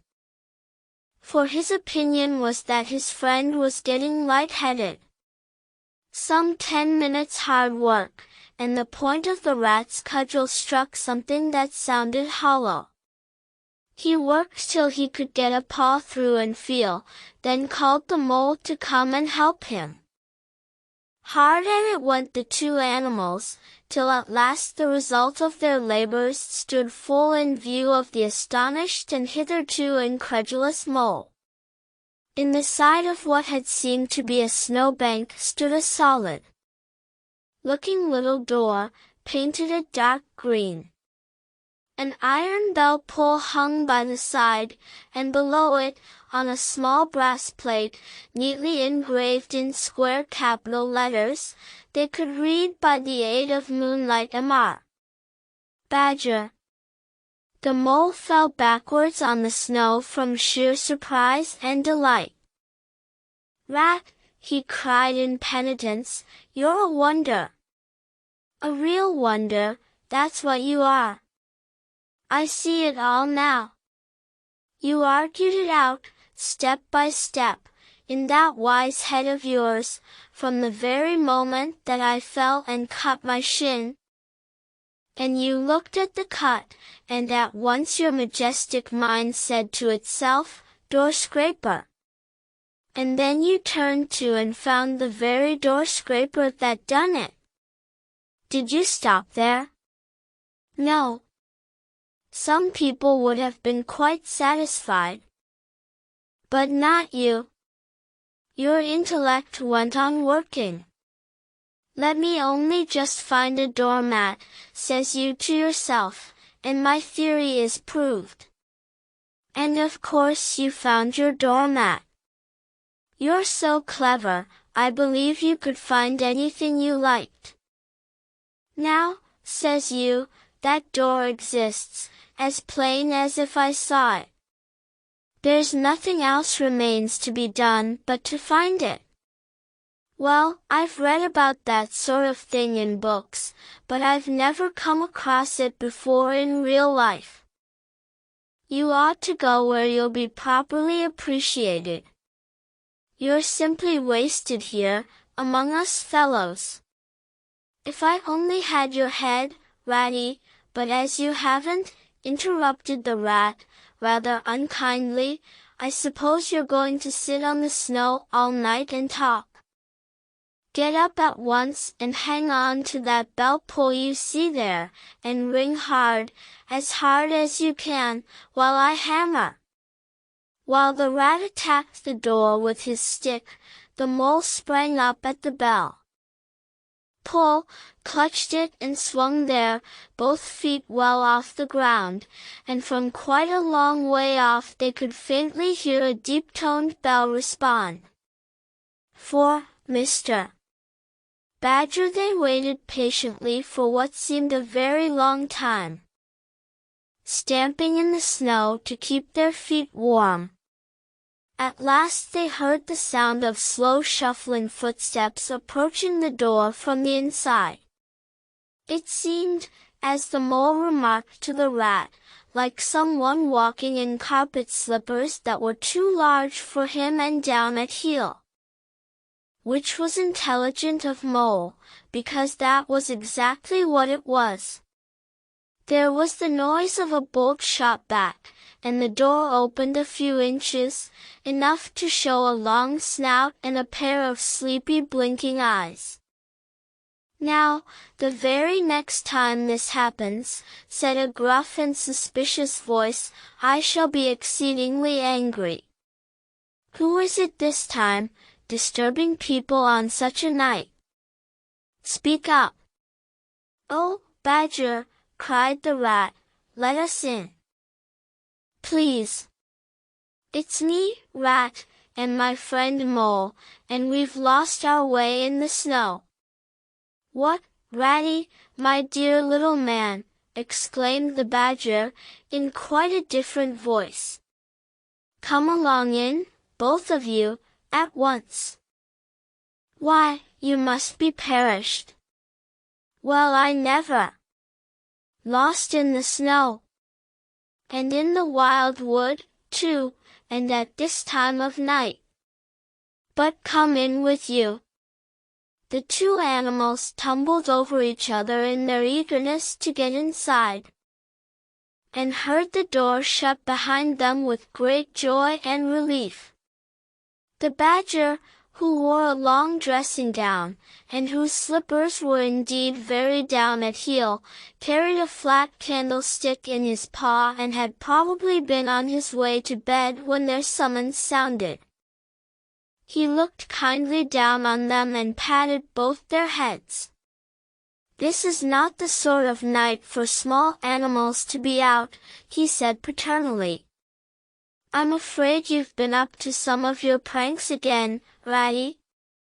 But come along, come into the kitchen. There's a first-rate fire there, and supper and everything. He shuffled on in front of them, carrying the light, and they followed him, nudging each other in an anticipating sort of way. Down a long, gloomy, and, to tell the truth, decidedly shabby passage, into a sort of a central hall, out of which they could dimly see other long tunnel-like passages branching, passages mysterious and without apparent end. But there were doors in the hall as well, stout oaken comfortable looking doors. One of these the badger flung open, and at once they found themselves in all the glow and warmth of a large firelit kitchen. The floor was well-worn red brick, and on the wide hearth burnt a fire of logs. Between two attractive chimney corners tucked away in the wall, well out of any suspicion of draught, a couple of high-backed settles, facing each other on either side of the fire, gave further sitting accommodations for the sociably disposed. In the middle of the room stood a long table of plain boards placed on trestles, with benches down each side. At one end of it, where an armchair stood pushed back, were spread the remains of the badger's plain but ample supper. Rows of spotless plates winked from the shelves of the dresser at the far end of the room. And from the rafters overhead hung hams, bundles of dried herbs, nets of onions, and baskets of eggs. It seemed a place where heroes could fitly feast after victory, where weary harvesters could line up in scores along the table and keep their harvest home with mirth and song. Or where 2 or 3 friends of simple tastes could sit about as they pleased and eat and smoke and talk in comfort and contentment.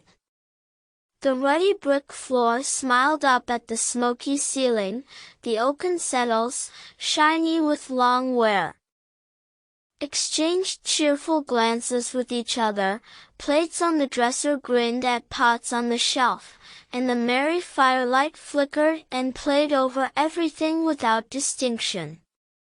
The kindly badger thrust them down on a settle to toast themselves at the fire, and bade them remove their wet coats and boots.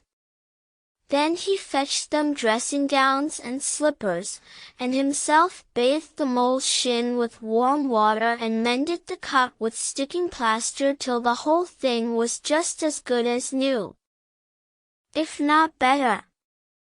In the embracing light and warmth, warm and dry at last, with weary legs propped up in front of them, and a suggestive clink of plates being arranged on the table behind, it seemed to the storm-driven animals, now in safe anchorage, that the cold and trackless wildwood just left outside was miles and miles away, and all that they had suffered in it a half-forgotten dream. When at last they were thoroughly toasted, the badger summoned them to the table, where he had been busy laying a repast. They had felt pretty hungry before, but when they actually saw at last the supper that was spread for them, really it seemed only a question of what they should attack first, where all was so attractive, and whether the other things would obligingly wait for them till they had time to give them attention. Conversation was impossible for a long time, and when it was slowly resumed, it was that regrettable sort of conversation that results from talking with your mouth full. The badger did not mind that sort of thing at all, nor did he take any notice of elbows on the table, or everybody speaking at once. As he did not go into society himself, he had got an idea that these things belonged to the things that didn't really matter. We know of course that he was wrong, and took too narrow a view, because they do matter very much, though it would take too long to explain why. He sat in his armchair at the head of the table, and nodded gravely at intervals as the animals told their story, and he did not seem surprised or shocked at anything, and he never said, "I told you so," or "just what I always said," or remarked that they ought to have done so, and so, or ought not to have done something else. The mole began to feel very friendly towards him. When supper was really finished at last, and each animal felt that his skin was now as tight as was decently safe, and that by this time he didn't care a hang for anybody or anything, they gathered round the glowing embers of the great wood fire, and thought how jolly it was to be sitting up so late, and so independent, and so full. And after they had chatted for a time about things in general, the badger said heartily, "Now then, tell us the news from your part of the world. How's old Toad going on?" "Oh, from bad to worse," said the rat gravely, while the mole, cocked up on a settle and basking in the firelight, his heels higher than his head, tried to look properly mournful. "Another smash-up only last week, and a bad one. You see, he will insist on driving himself, and he's hopelessly incapable.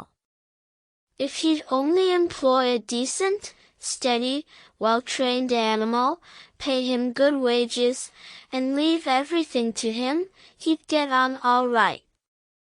But no, he's convinced he's a heaven-born driver, and nobody can teach him anything, and all the rest follows."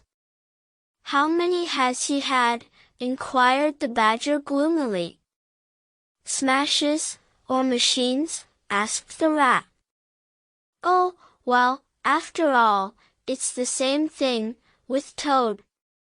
This is the 7th. As for the others, you know that coach house of his? Well, it's piled up, literally piled up to the roof, with fragments of motor cars, none of them bigger than your hat. That accounts for the other 6, so far as they can be accounted for. He's been in hospital 3 times, put in the mole, and as for the fines he's had to pay, it's simply awful to think of." "Yes, and that's part of the trouble," continued the rat. "Toad's rich, we all know. But he's not a millionaire. And he's a hopelessly bad driver, and quite regardless of law and order. Killed or ruined, it's got to be one of the 2 things, sooner or later.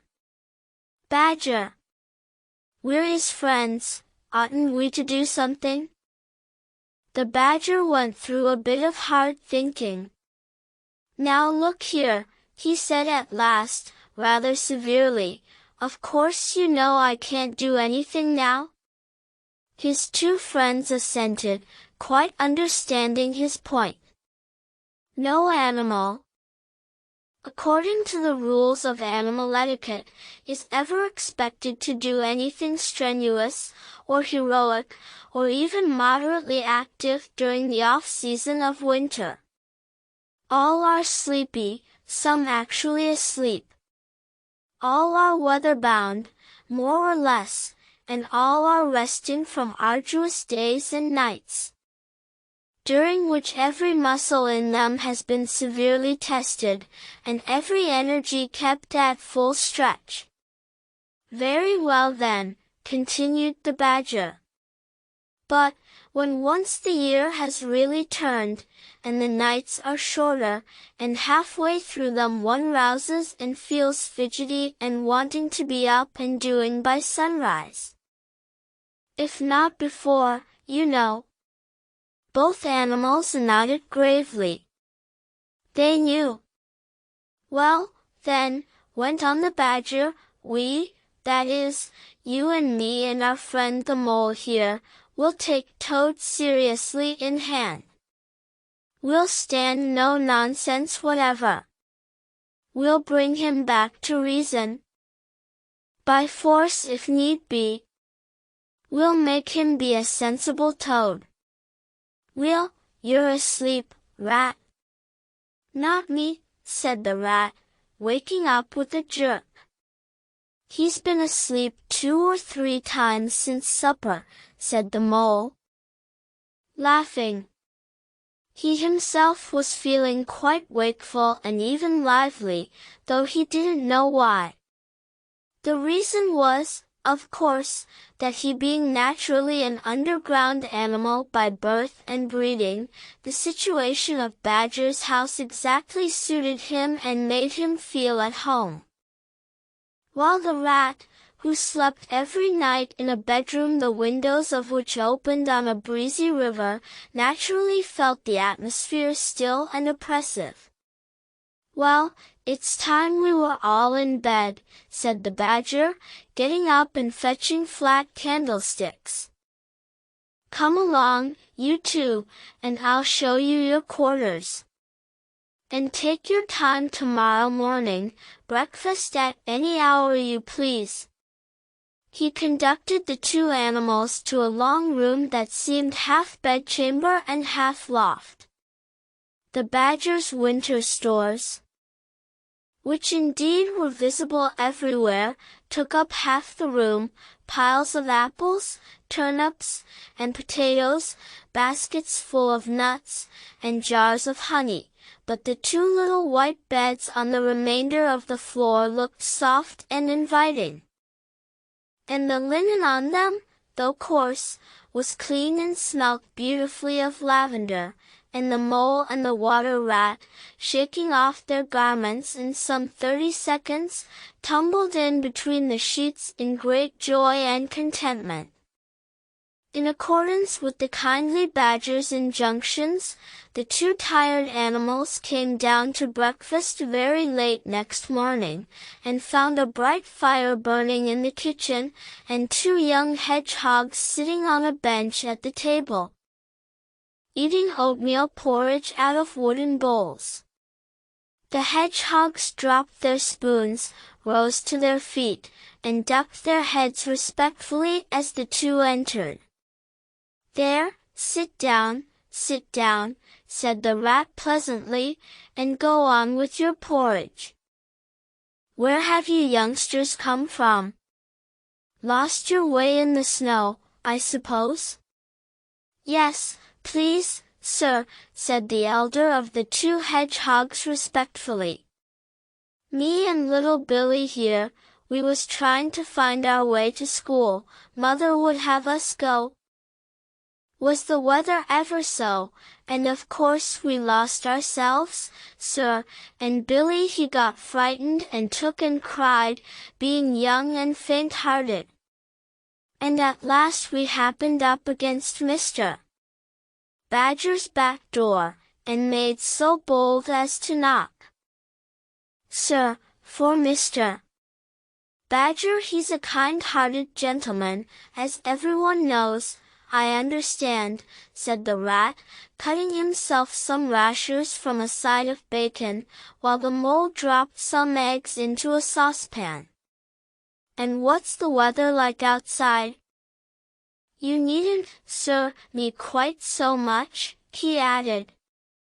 Oh, terrible bad, sir, terrible deep the snow is, said the hedgehog.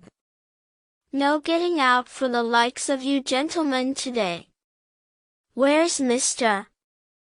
Badger? Inquired the mole, as he warmed the coffee pot before the fire. The master's gone into his study, sir, replied the hedgehog, and he said as how he was going to be particular busy this morning, and on no account was he to be disturbed. This explanation, of course, was thoroughly understood by every one present. The fact is, as already set forth, when you live a life of intense activity for 6 months in the year, and of comparative or actual somnolence for the other 6, During the latter period you cannot be continually pleading sleepiness when there are people about or things to be done. The excuse gets monotonous. The animals well knew that Badger, having eaten a hearty breakfast, had retired to his study and settled himself in an arm chair with his legs up on another and a red cotton handkerchief over his face, and was being busy in the usual way at this time of the year. The front door bell clanged loudly, and the rat, who was very greasy with buttered toast, sent Billy, the smaller hedgehog, to see who it might be. There was a sound of much stamping in the hall, and presently Billy returned in front of the otter, who threw himself on the rat with an embrace and a shout of affectionate greeting. "Get off," spluttered the rat, with his mouth full.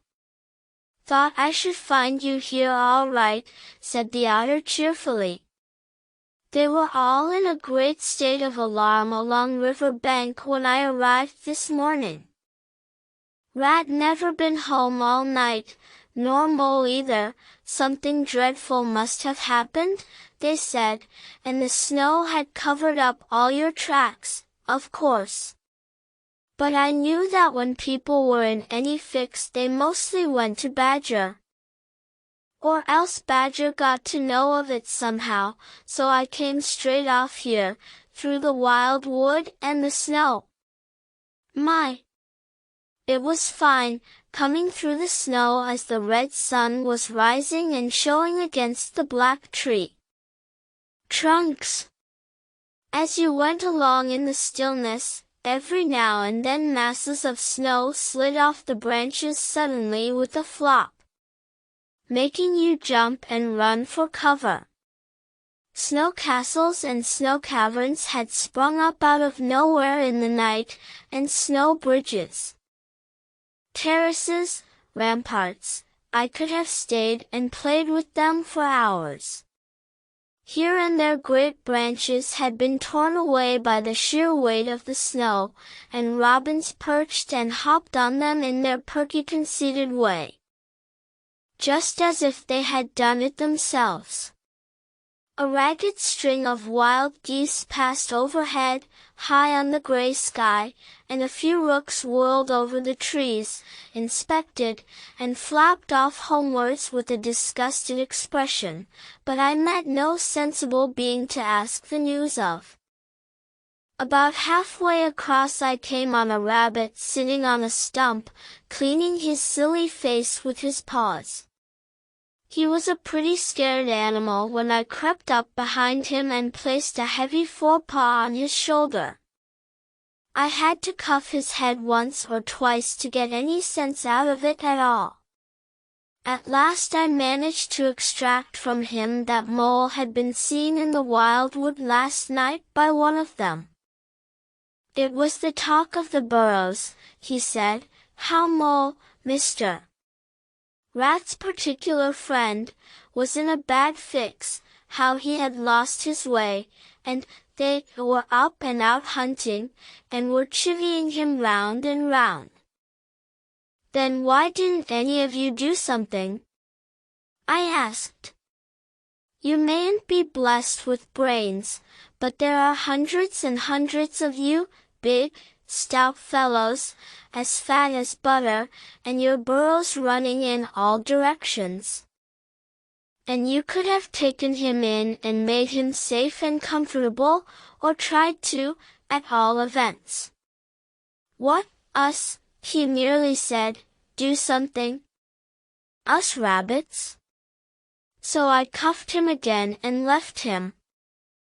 There was nothing else to be done. At any rate, I had learned something, and if I had had the luck to meet any of them, I'd have learned something more, or they would. Weren't you at all, nervous? Asked the Mole, some of yesterday's terror coming back to him at the mention of the wild wood. Nervous? The otter showed a gleaming set of strong white teeth as he laughed. I'd give them nerves if any of them tried anything on with me. Here, Mole, fry me some slices of ham, like the good little chap you are. I'm frightfully hungry, and I've got any amount to say to Ratty here. Haven't seen him for an age.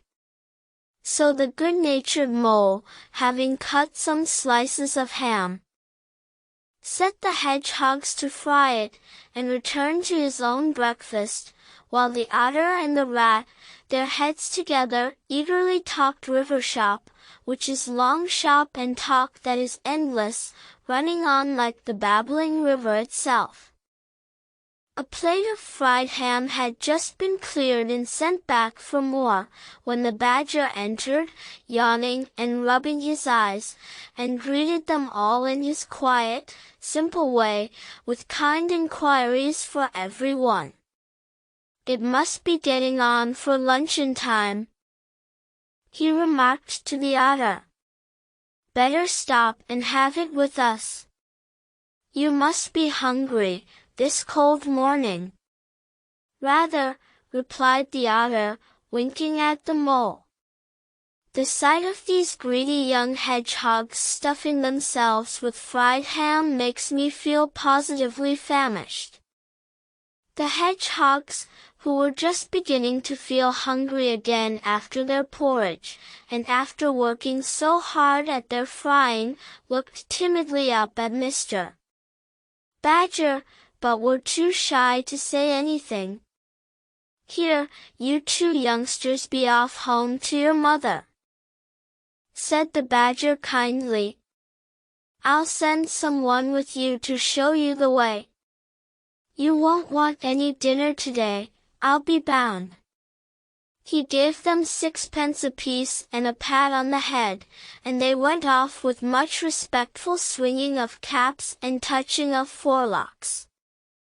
Presently they all sat down to luncheon together. The Mole found himself placed next to Mr. Badger, and, as the other two were still deep in river gossip from which nothing could divert them, he took the opportunity to tell Badger how comfortable and home like it all felt to him.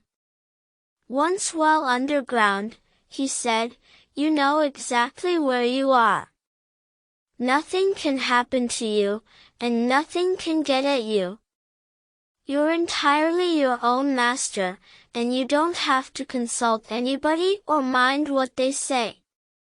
Things go on all the same overhead, and you let 'em, and don't bother about 'em.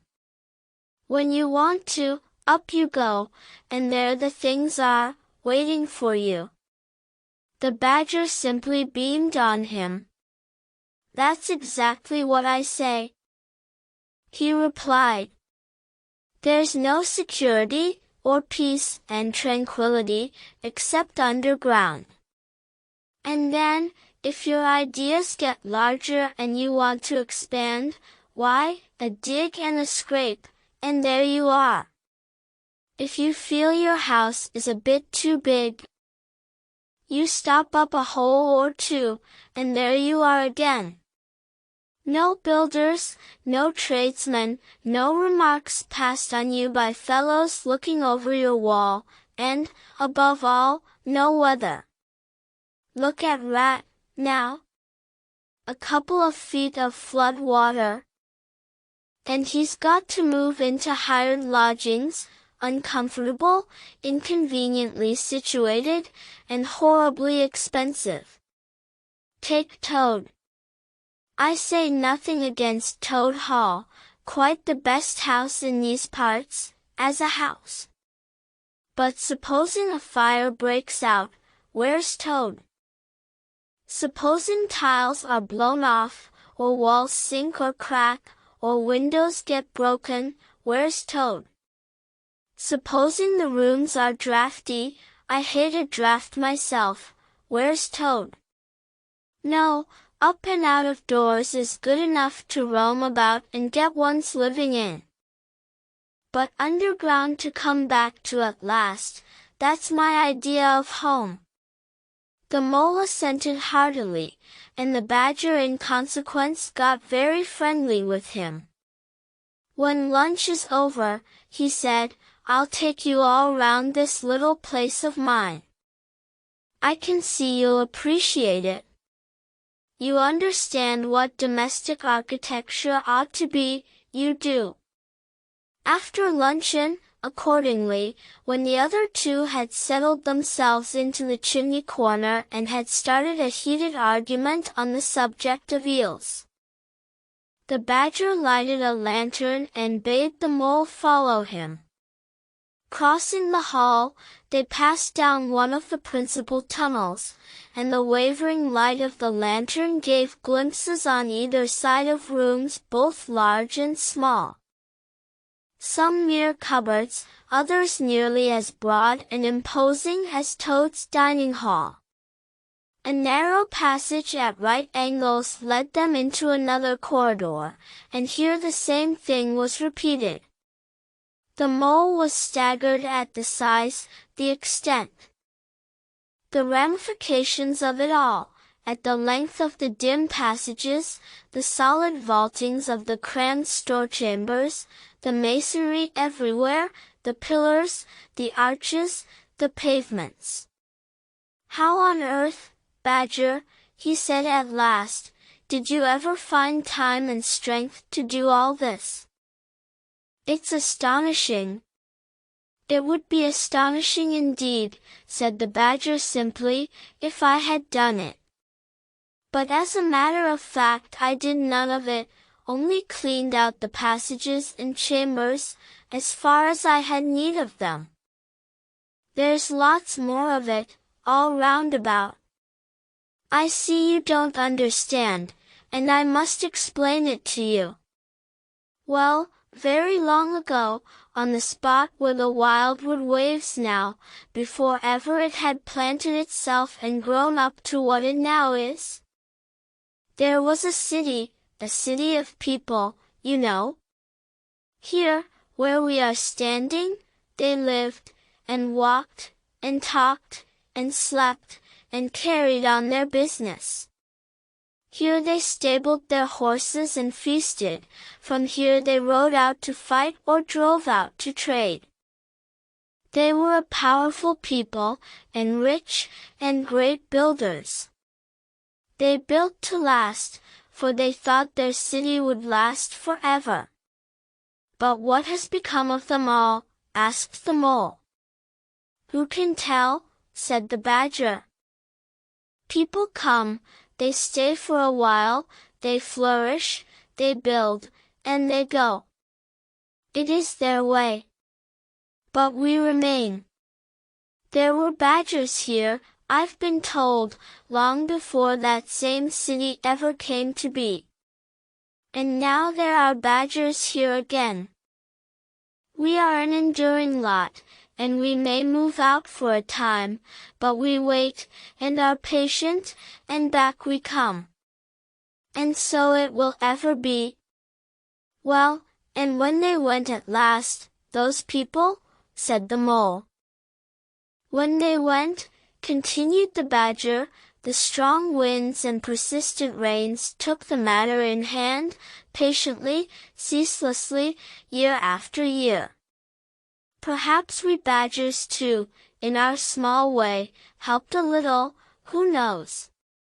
It was all down, down, down, gradually, ruin and leveling and disappearance.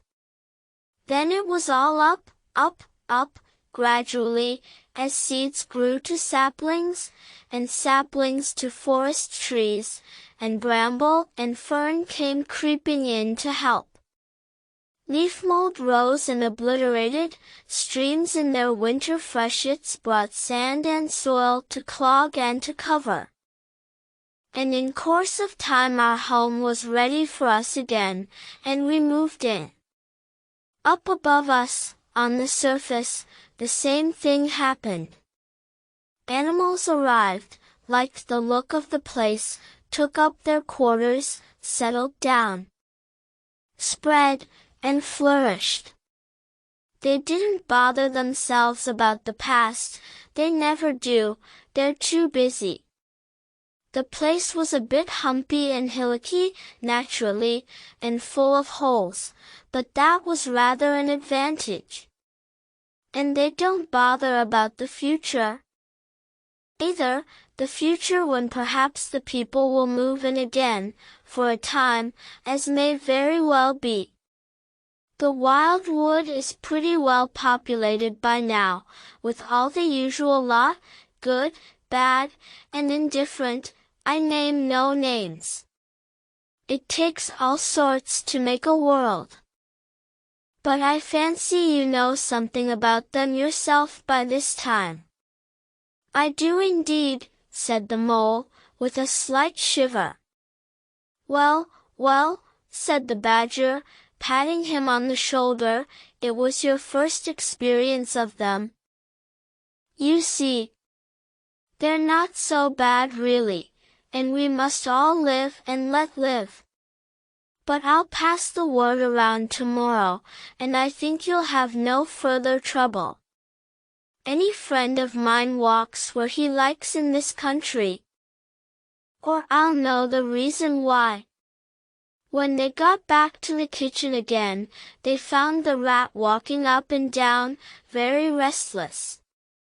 The underground atmosphere was oppressing him and getting on his nerves, and he seemed really to be afraid that the river would run away if he wasn't there to look after it. So he had his overcoat on, and his pistols thrust into his belt again. Come along, Mole, he said anxiously, as soon as he caught sight of them. We must get off while it's daylight. Don't want to spend another night in the wildwood again. It'll be all right, my fine fellow, said the otter. I'm coming along with you, and I know every path blindfold, and if there's a head that needs to be punched, you can confidently rely upon me to punch it. You really needn't fret, Ratty, added the badger placidly. My passages run further than you think, and I've bolt holes to the edge of the wood in several directions, though I don't care for everybody to know about them. When you really have to go, you shall leave by one of my short cuts. Meantime, make yourself easy, and sit down again.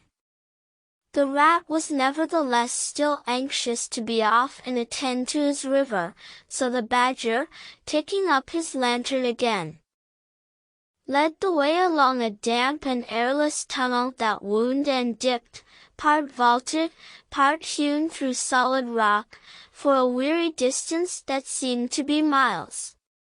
At last daylight began to show itself confusedly through tangled growth overhanging the mouth of the passage. And the badger, bidding them a hasty goodbye, pushed them hurriedly through the opening, made everything look as natural as possible again, with creepers, brushwood, and dead leaves, and retreated. They found themselves standing on the very edge of the wild wood. Rocks and brambles and tree roots behind them, confusedly heaped and tangled. In front, a great space of quiet fields, hemmed by lines of hedges black on the snow, and, far ahead, a glint of the familiar old river, while the wintry sun hung red and low on the horizon. The otter, as knowing all the paths, took charge of the party, and they trailed out on a bee-line for a distant stile. Pausing there a moment and looking back, they saw the whole mass of the wild wood. Dense, menacing, compact, grimly set in vast white surroundings, simultaneously they turned and made swiftly for home, for firelight and the familiar things it played on, for the voice, sounding cheerily outside their window, of the river that they knew and trusted in all its moods. That never made them afraid with any amazement. As he hurried along, eagerly anticipating the moment when he would be at home again among the things he knew and liked. The mole saw clearly that he was an animal of tilled field and hedge. Row, linked to the plowed furrow, the frequented pasture, the lane of evening lingerings, the cultivated garden plot. For others the asperities, the stubborn endurance, or the clash of actual conflict, that went with nature in the rough. He must be wise. Must keep to the pleasant places in which his lines were laid and which held adventure enough, in their way, to last for a lifetime.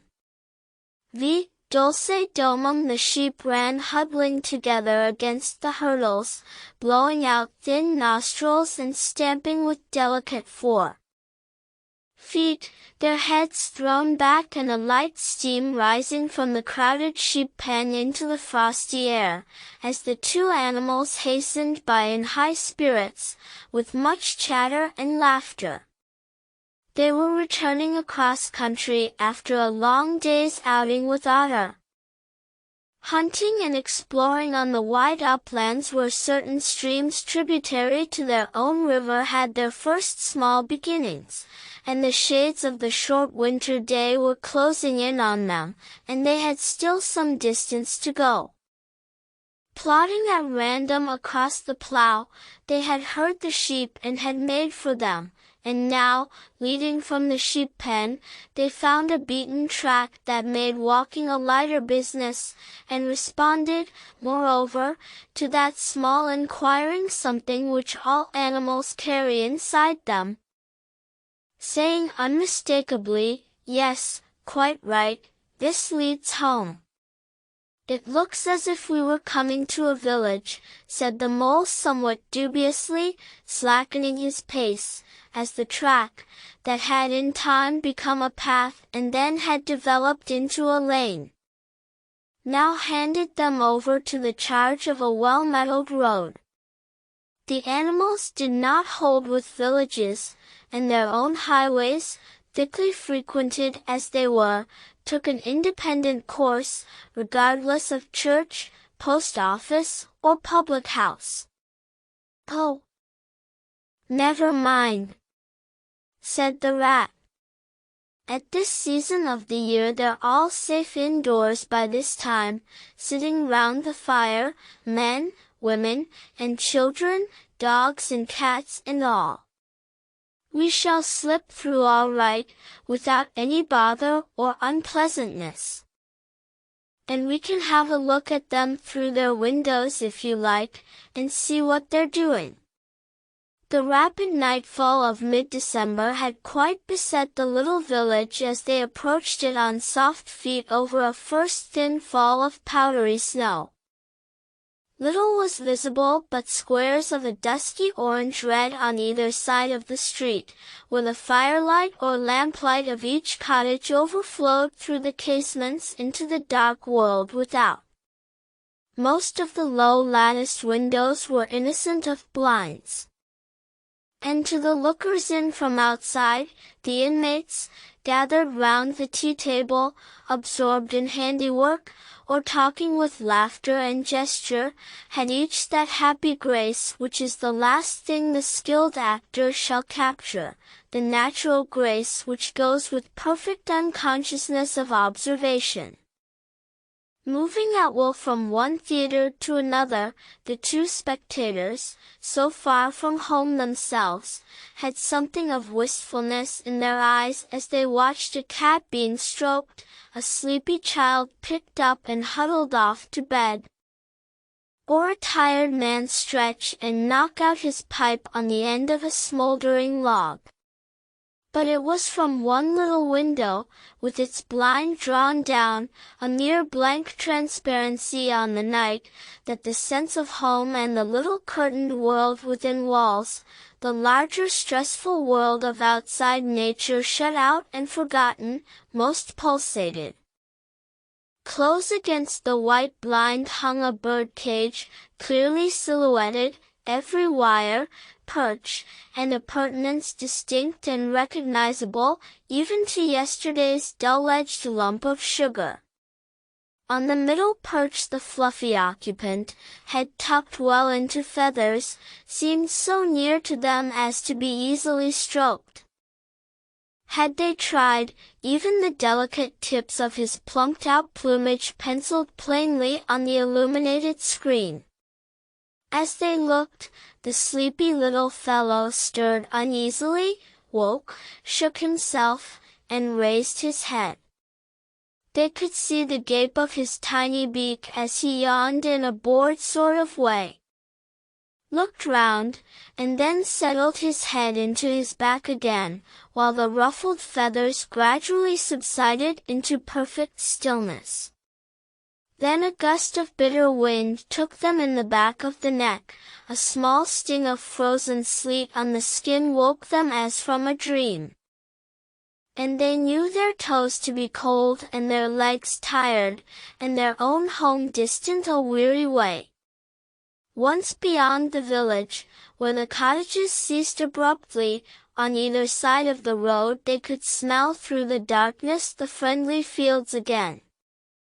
And they braced themselves for the last long stretch, the home stretch, the stretch that we know is bound to end, sometime, in the rattle of the door latch, the sudden firelight, and the sight of familiar things greeting us as long absent travelers from far oversea. They plodded along steadily and silently, each of them thinking his own thoughts. The moles ran a good deal on supper, as it was pitch dark, and it was all a strange country for him as far as he knew. And he was following obediently in the wake of the rat, leaving the guidance entirely to him.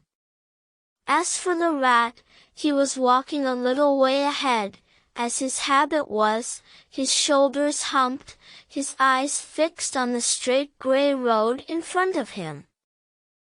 So he did not notice poor Mole when suddenly the summons reached him, and took him like an electric shock. We others, who have long lost the more subtle of the physical senses, have not even proper terms to express an animal's communications with his surroundings, living or otherwise, and have only the word smell, for instance, to include the whole range of delicate thrills which murmur in the nose of the animal night and day, summoning, warning, inciting, repelling. It was one of these mysterious fairy calls from out the void that suddenly reached Mole in the darkness, making him tingle through and through with its very familiar appeal, even while yet he could not clearly remember what it was. He stopped dead in his tracks, his nose searching hither and thither in its efforts to recapture the fine filament, the telegraphic current, that had so strongly moved him. A moment, and he had caught it again, and with it this time came recollection in fullest flood. Home!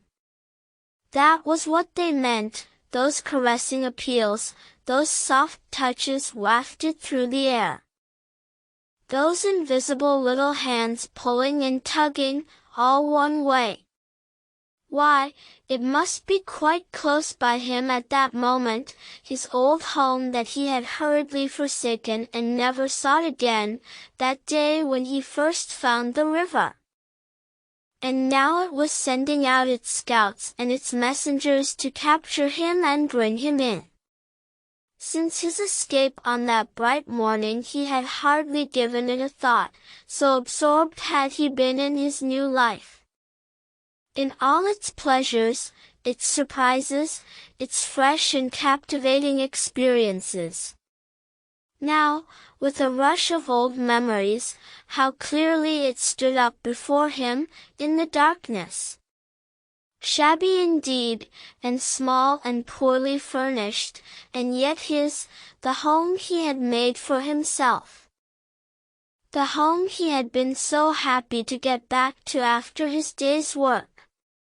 And the home had been happy with him, too, evidently, and was missing him, and wanted him back, and was telling him so, through his nose.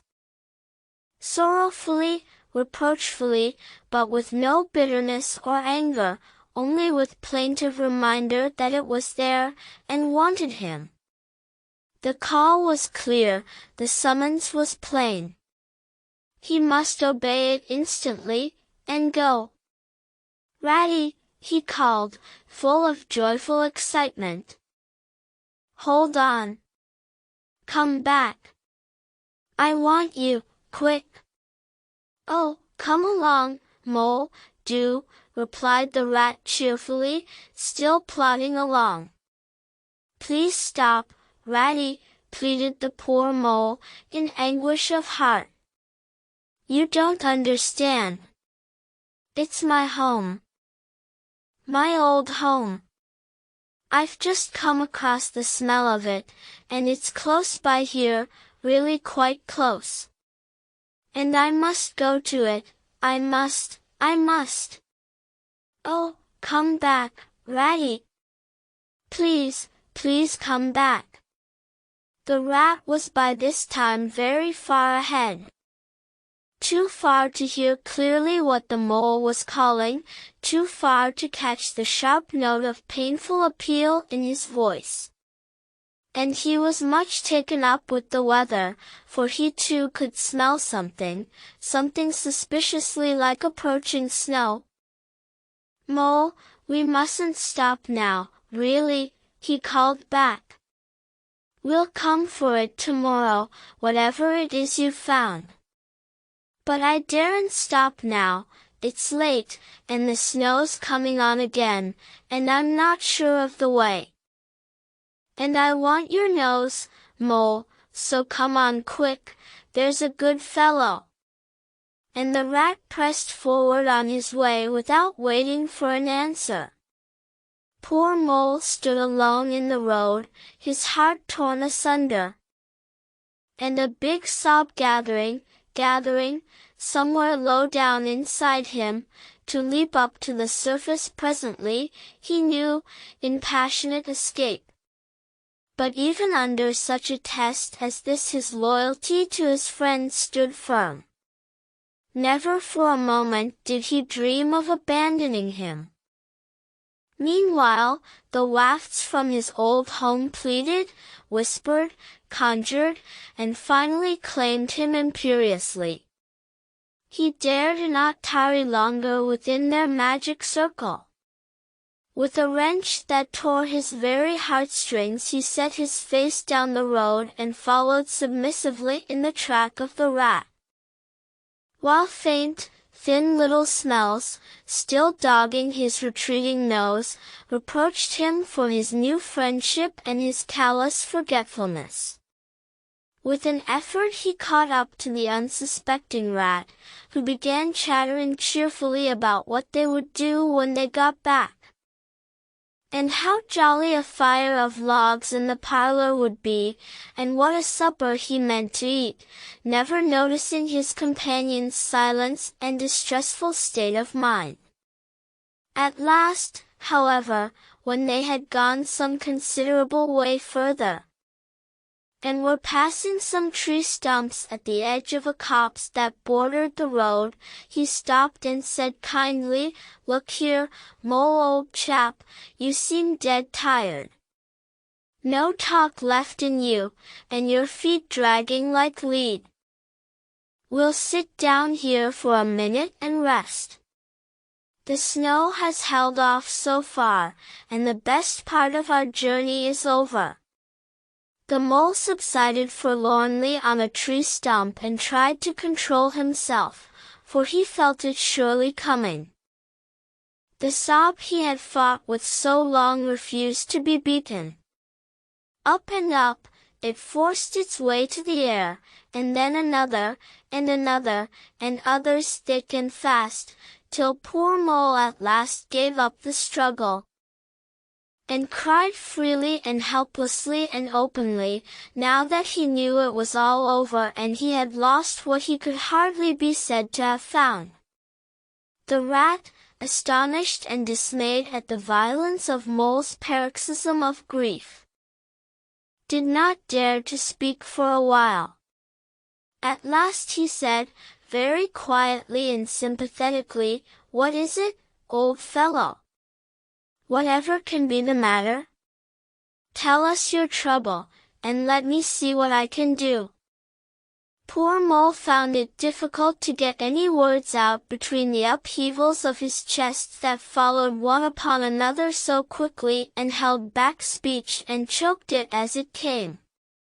"I know it's a shabby, dingy little place," he sobbed forth at last, brokenly, "not like your cozy quarters, or Toad's beautiful hall, or Badger's great house. But it was my own little home, and I was fond of it, and I went away and forgot all about it, and then I smelt it suddenly, on the road. When I called and you wouldn't listen, Rat, and everything came back to me with a rush, and I wanted it. Oh dear, oh dear. And when you wouldn't turn back, Ratty, and I had to leave it, though I was smelling it all the time, I thought my heart would break. We might have just gone and had one look at it, Ratty, only one look, it was close by, but you wouldn't turn back, Ratty, you wouldn't turn back. Oh dear, oh dear." Recollection brought fresh waves of sorrow, and sobs again took full charge of him, preventing further speech. The rat stared straight in front of him, saying nothing, only patting Mole gently on the shoulder. After a time he muttered gloomily, "I see it all now. What a pig I have been. A pig, that's neat. Just a pig, a plain pig." He waited till Mole's sobs became gradually less stormy and more rhythmical. He waited till at last sniffs were frequent and sobs only intermittent. Then he rose from his seat, and, remarking carelessly, "Well, now we'd really better be getting on, old chap," set off up the road again, over the toilsome way they had come. "Wherever are you, going to, Ratty?" cried the tearful Mole, looking up in alarm. "We're going to find that home of yours, old fellow," replied the rat pleasantly, "so you had better come along, for it will take some finding, and we shall want your nose." "Oh, come back, Ratty, do," cried the Mole, getting up and hurrying after him. "It's no good, I tell you. It's too late, and too dark, and the place is too far off, and the snow's coming. And I never meant to let you know I was feeling that way about it. It was all an accident and a mistake. And think of Riverbank, and your supper." "Hang Riverbank, and supper too," said the rat heartily. "I tell you, I'm going to find this place now, if I stay out all night. So cheer up, old chap, and take my arm, and we'll very soon be back there again." Still snuffling, pleading, and reluctant, Mole suffered himself to be dragged back along the road by his imperious companion, who by a flow of cheerful talk and anecdote endeavored to beguile his spirits back and make the weary way seem shorter. When at last it seemed to the rat that they must be nearing that part of the road where the Mole had been held up, he said, "Now, no more talking. Business. Use your nose, and give your mind to it."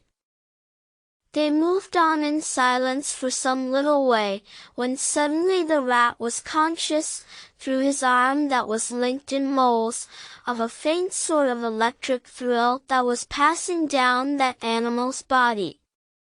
Instantly he disengaged himself. fell back a pace, and waited, all attention. The signals were coming through. Mole stood a moment rigid, while his uplifted nose, quivering slightly, felt the air. Then a short, quick run forward, a fault, a check, a try back, and then a slow, steady, confident advance. The rat, much excited, kept close to his heels as the mole, with something of the air of a sleepwalker, crossed a dry ditch, scrambled through a hedge, and nosed his way over a field open and trackless and bare in the faint starlight. Suddenly, without giving warning, he dived, but the rat was on the alert, and promptly followed him down the tunnel to which his unerring nose had faithfully led him. It was close and airless, and the earthy smell was strong, and it seemed a long time to Rat ere the passage ended and he could stand erect and stretch and shake himself. The mole struck a match, and by its light the rat saw that they were standing in an open space, neatly swept and sanded underfoot, and directly facing them was Mole's little front door, with Mole End painted, in Gothic lettering, over the bell pull at the side. Mole reached down a lantern from a nail on the wall and lit it. And the rat, looking round him, saw that they were in a sort of forecourt. A garden seat stood on one side of the door, and on the other a roller, for the mole, who was a tidy animal when at home, could not stand having his ground kicked up by other animals into little runs that ended in earth heaps. On the walls hung wire baskets with ferns in them, alternating with brackets carrying plaster statuary, Garibaldi, and the infant Samuel, and Queen Victoria, and other heroes of modern Italy. Down on one side of the forecourt ran a skitlalley, with benches along it and little wooden tables marked with rings that hinted at beer mugs. In the middle was a small round pond containing gold fish and surrounded by a cockleshell border. Out of the center of the pond rose a fanciful erection clothed in more cockleshells and topped by a large silvered glass ball that reflected everything all wrong and had a very pleasing effect. Mole's face beamed at the sight of all these objects so dear to him, and he hurried Rat through the door, lit a lamp in the hall, and took one glance round his old home. He saw the dust lying thick on everything, saw the cheerless, deserted look of the long-neglected house, and its narrow, meager dimensions, its worn and shabby contents, and collapsed again on a hall chair, his nose to his paws. "Oh, Ratty," he cried dismally, "why ever did I do it?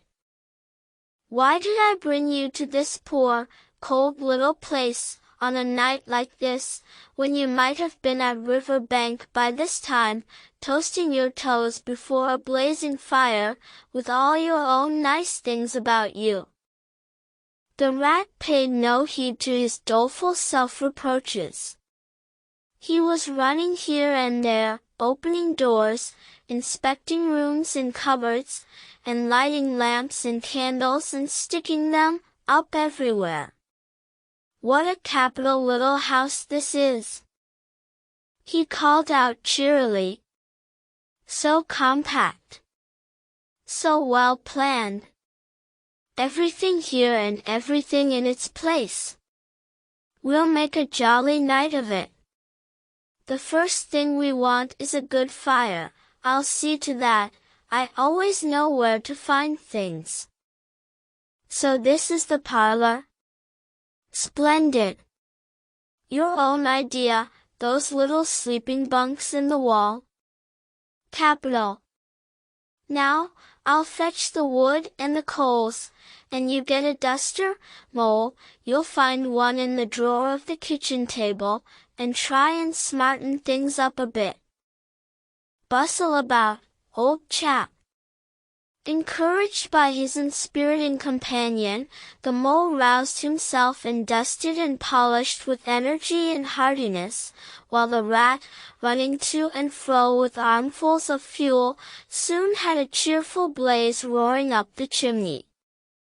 He hailed the Mole to come and warm himself, but Mole promptly had another fit of the blues, dropping down on a couch in dark despair and burying his face in his duster. "Rat," he moaned, "how about your supper? You poor, cold, hungry, weary animal? I've nothing to give you, nothing, not a crumb." "What a fellow you are for giving in," said the Rat reproachfully. "Why, only just now I saw a sardine opener on the kitchen dresser. Quite distinctly, and everybody knows that means there are sardines about somewhere in the neighborhood. Rouse yourself. Pull yourself together, and come with me and forage." They went and foraged accordingly, hunting through every cupboard and turning out every drawer. The result was not so very depressing after all, though of course it might have been better. A tin of sardines, a box of Captain's biscuits, nearly full, and a German sausage encased in silver paper. "There's a banquet for you," observed the Rat, as he arranged the table. "I know some animals who would give their ears to be sitting down to supper with us tonight." "No bread," groaned the Mole dolorously, "no butter, no pâté de foie gras. No champagne," continued the Rat, grinning. "And that reminds me, what's that little door at the end of the passage?" "Your cellar, of course. Every luxury in this house. Just you wait a minute." He made for the cellar door, and presently reappeared, somewhat dusty, with a bottle of beer in each paw and another under each arm. "Self-indulgent beggar you seem to be, Mole," he observed. "Deny yourself nothing. This is really the jolliest little place I ever was in. Now, wherever did you pick up those prints? Make the place look so homelike, they do. No wonder you're so fond of it, Mole. Tell us all about it, and how you came to make it what it is." Then, while the Rat busied himself fetching plates, and knives and forks, and mustard which he mixed in an egg cup, the Mole, his bosom still heaving with the stress of his recent emotion, related, somewhat shyly at first, but with more freedom as he warmed to his subject, how this was planned, and how that was thought out, and how this was got through a windfall from an ant, and that was a wonderful find and a bargain, and this other thing was bought out of laborious savings and a certain amount of going without.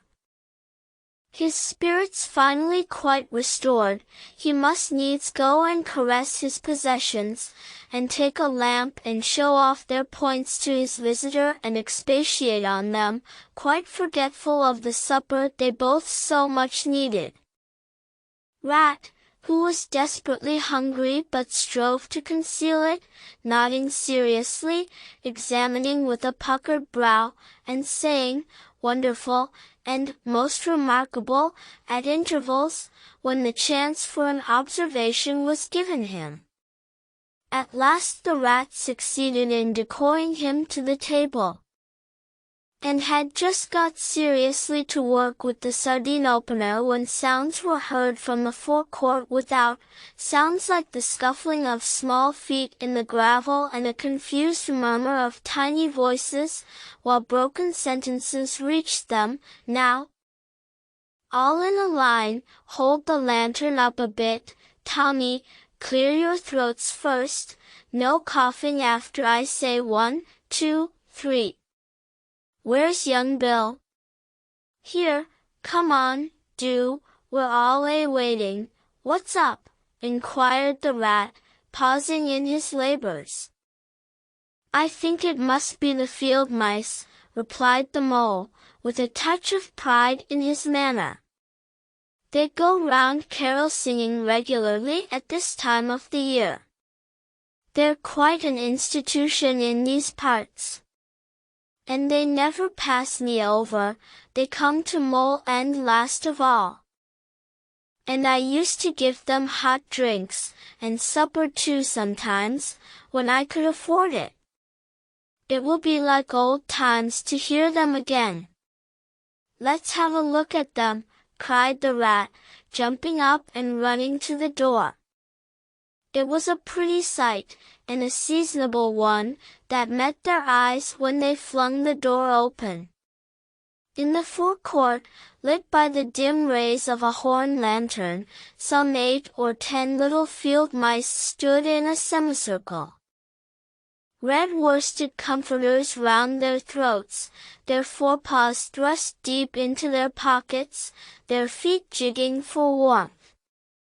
With bright beady eyes they glanced shyly at each other, sniggering a little, sniffing and applying coat sleeves a good deal.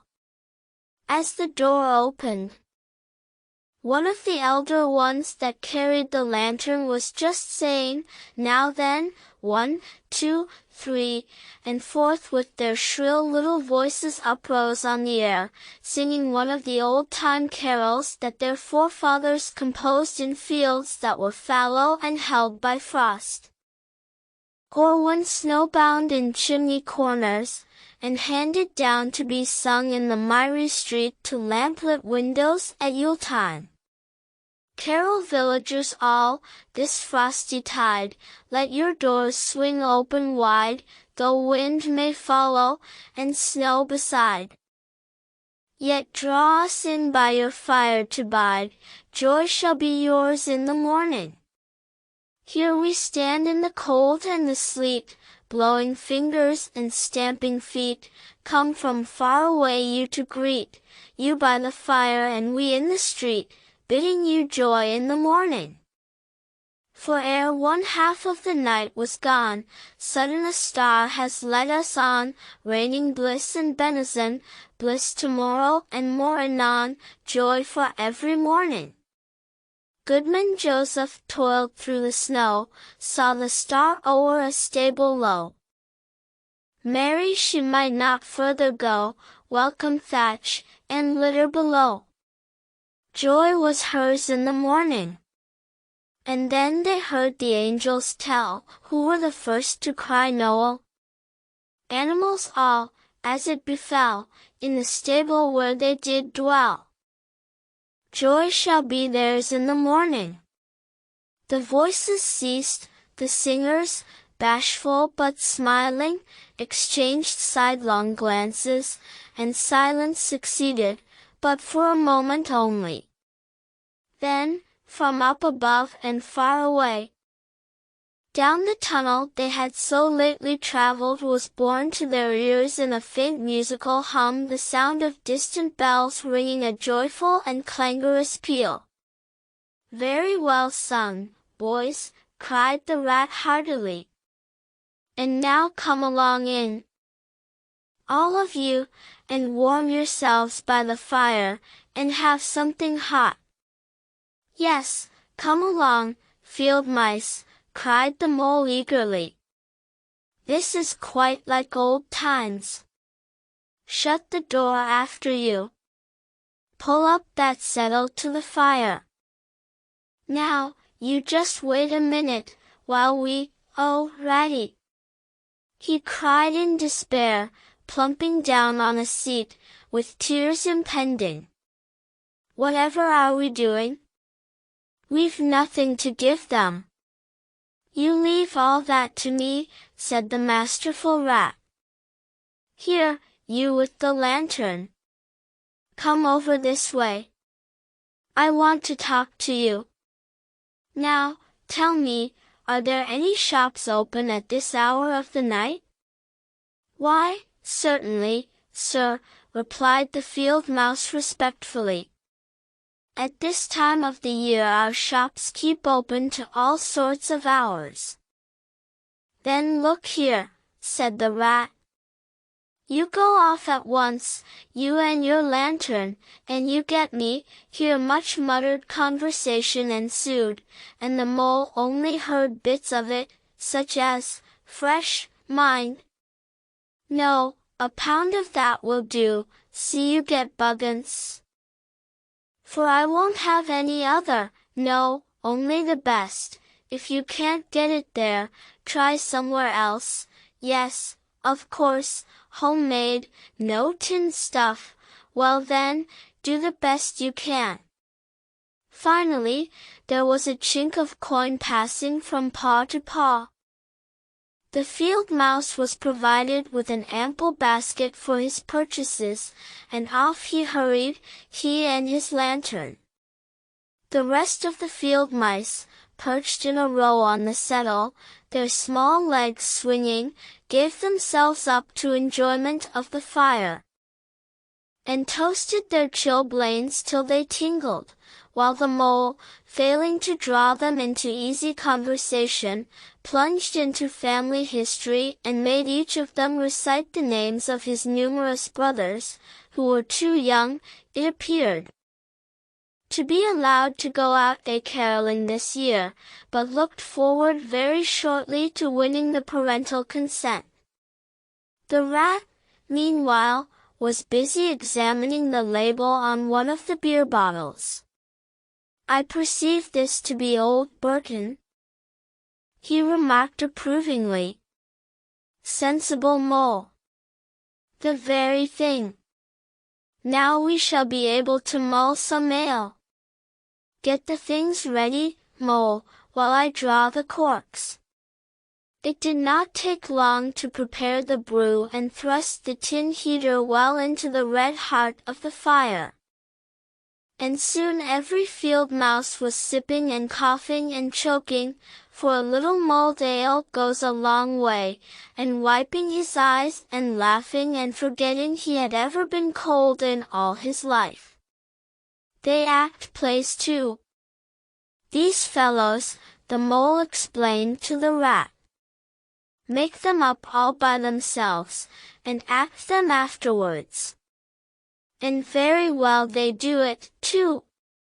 They gave us a capital one last year, about a field mouse who was captured at sea by a Barbary corsair, and made to row in a galley, and when he escaped and got home again, his lady love had gone into a convent. Here, you were in it, I remember. Get up and recite a bit. The field mouse addressed got up on his legs, giggled shyly, looked round the room, and remained absolutely tongue-tied. His comrades cheered him on, Mole coaxed and encouraged him, and the rat went so far as to take him by the shoulders and shake him, but nothing could overcome his stage fright. They were all busily engaged on him like watermen applying the Royal Humane Society's regulations to a case of long submersion, when the latch clicked, the door opened, and the field mouse with the lantern reappeared, staggering under the weight of his basket. There was no more talk of play-acting once the very real and solid contents of the basket had been tumbled out on the table. Under the generalship of Rat, everybody was set to do something or to fetch something. In a very few minutes supper was ready, and Mole, as he took the head of the table in a sort of a dream, saw a lately barren board set thick with savory comforts, saw his little friends' faces brighten and beam as they fell to without delay, and then let himself loose, for he was famished indeed, on the provender so magically provided, thinking what a happy homecoming this had turned out, after all. As they ate, they talked of old times, and the field mice gave him the local gossip up to date, and answered as well as they could the 100 questions he had to ask them. The rat said little or nothing, only taking care that each guest had what he wanted, and plenty of it, and that Mole had no trouble or anxiety about anything. They clattered off at last, very grateful and showering wishes of the season, with their jacket pockets stuffed with remembrances for the small brothers and sisters at home. When the door had closed on the last of them and the chink of the lanterns had died away, Mole and Rat kicked the fire up, drew their chairs in, brewed themselves a last nightcap of mulled ale, and discussed the events of the long day. At last the Rat, with a tremendous yawn, said, "Mole, old chap, I'm ready to drop. Sleepy is simply not the word. That your own bunk over on that side? Very well, then, I'll take this. What a ripping little house this is. Everything's so handy." He clambered into his bunk and rolled himself well up in the blankets. And slumber gathered him forthwith, as a swathe of barley is folded into the arms of the reaping machine. The weary Mole also was glad to turn in without delay, and soon had his head on his pillow, in great joy and contentment. But ere he closed his eyes he let them wander round his old room, mellow in the glow of the firelight that played or rested on familiar and friendly things which had long been unconsciously a part of him, and now smilingly received him back, without rancor. He was now in just the frame of mind that the tactful Rat had quietly worked to bring about in him. He saw clearly how plain and simple, how narrow, even, it all was. But clearly, too, how much it all meant to him, and the special value of some such anchorage in one's existence. He did not at all want to abandon the new life and its splendid spaces, to turn his back on sun and air and all they offered him and creep home and stay there. The upper world was all too strong, it called to him still, even down there, and he knew he must return to the larger stage. But it was good to think he had this to come back to, this place which was all his own. These things which were so glad to see him again and could always be counted upon for the same simple welcome. 6. Mr. Toad. It was a bright morning in the early part of summer. The river had resumed its wonted banks and its accustomed pace, and a hot sun seemed to be pulling everything green and bushy and spiky up out of the earth towards him, as if by strings. The Mole and the Water Rat had been up since dawn, very busy on matters connected with boats and the opening of the boating season. Painting and varnishing, mending paddles, repairing cushions, hunting for missing boat hooks, and so on, and were finishing breakfast in their little parlor and eagerly discussing their plans for the day, when a heavy knock sounded at the door. "Bother!" said the Rat, all over egg. "See who it is, Mole, like a good chap, since you've finished." The Mole went to attend the summons, and the Rat heard him utter a cry of surprise. Then he flung the parlor door open, and announced with much importance, "Mr. Badger." This was a wonderful thing, indeed, that the Badger should pay a formal call on them, or indeed on anybody. He generally had to be caught, if you wanted him badly. As he slipped quietly along a hedgerow of an early morning or a late evening, or else hunted up in his own house in the middle of the wood, which was a serious undertaking. The badger strode heavily into the room, and stood looking at the two animals with an expression full of seriousness. The rat let his egg spoon fall on the tablecloth, and sat open-mouthed. "The hour has come," said the badger at last with great solemnity. "What hour?" asked the rat uneasily, glancing at the clock on the mantelpiece. "Whose hour, you should rather say," replied the badger. "Why, Toad's hour." "The hour of Toad. I said I would take him in hand as soon as the winter was well over. And I'm going to take him in hand today." "Toad's hour, of course," cried the mole delightedly. "Hooray! I remember now. We'll teach him to be a sensible toad."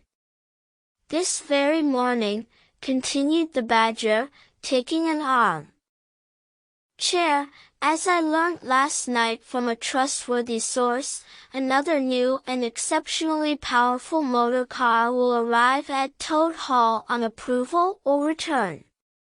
At this very moment, perhaps, Toad is busy arraying himself in those singularly hideous habiliments so dear to him, which transform him from a comparatively good-looking toad into an object which throws any decent-minded animal that comes across it into a violent fit.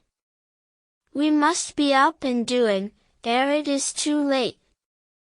You two animals will accompany me instantly to Toad Hall, and the work of rescue shall be accomplished." "Right you are," cried the rat, starting up. "We'll rescue the poor unhappy animal. We'll convert him. He'll be the most converted toad that ever was before we've done with him." They set off up the road on their mission of mercy, Badger leading the way.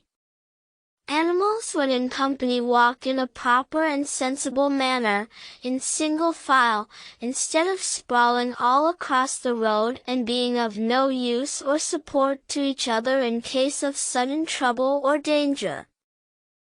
They reached the carriage drive of Toad Hall to find, as the badger had anticipated, a shiny new motor car, of great size, painted a bright red, Toad's favorite color, standing in front of the house.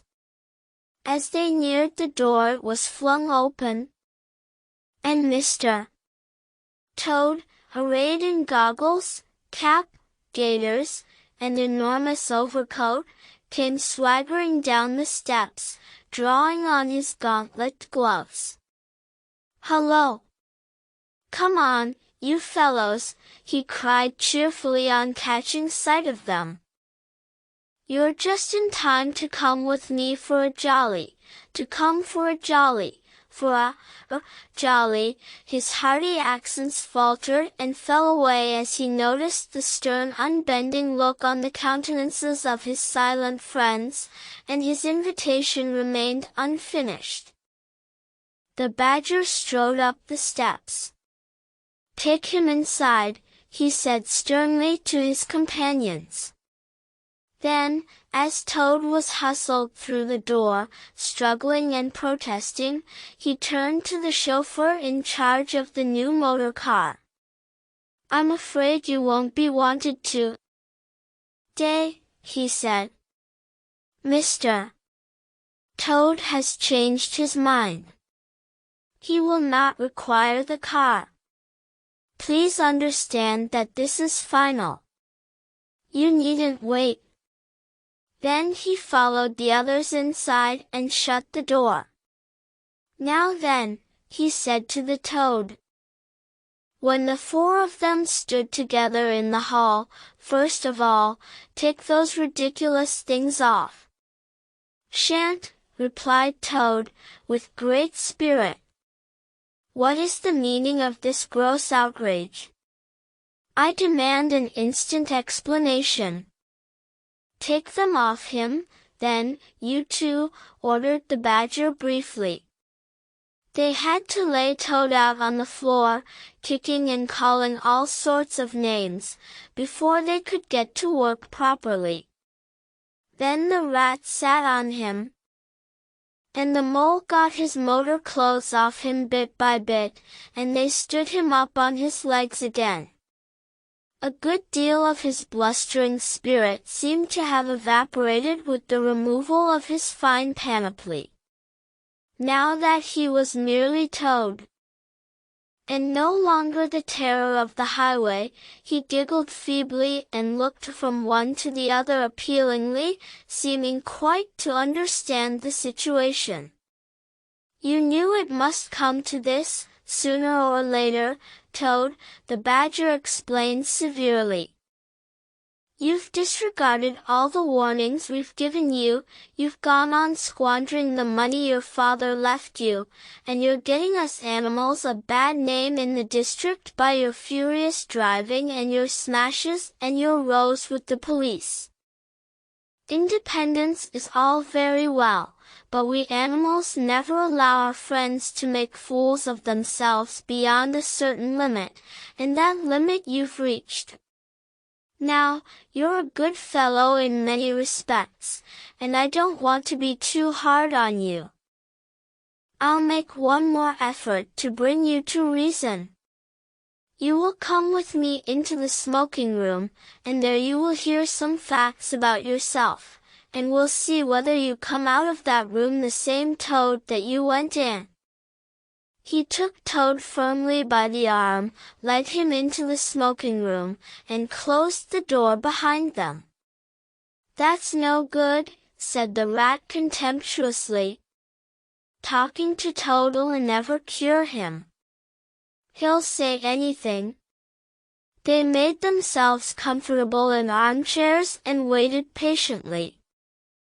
Through the closed door they could just hear the long continuous drone of the Badger's voice, rising and falling in waves of oratory, and presently they noticed that the sermon began to be punctuated at intervals by long-drawn sobs, evidently proceeding from the bosom of Toad, who was a soft-hearted and affectionate fellow, very easily converted, for the time being, to any point of view.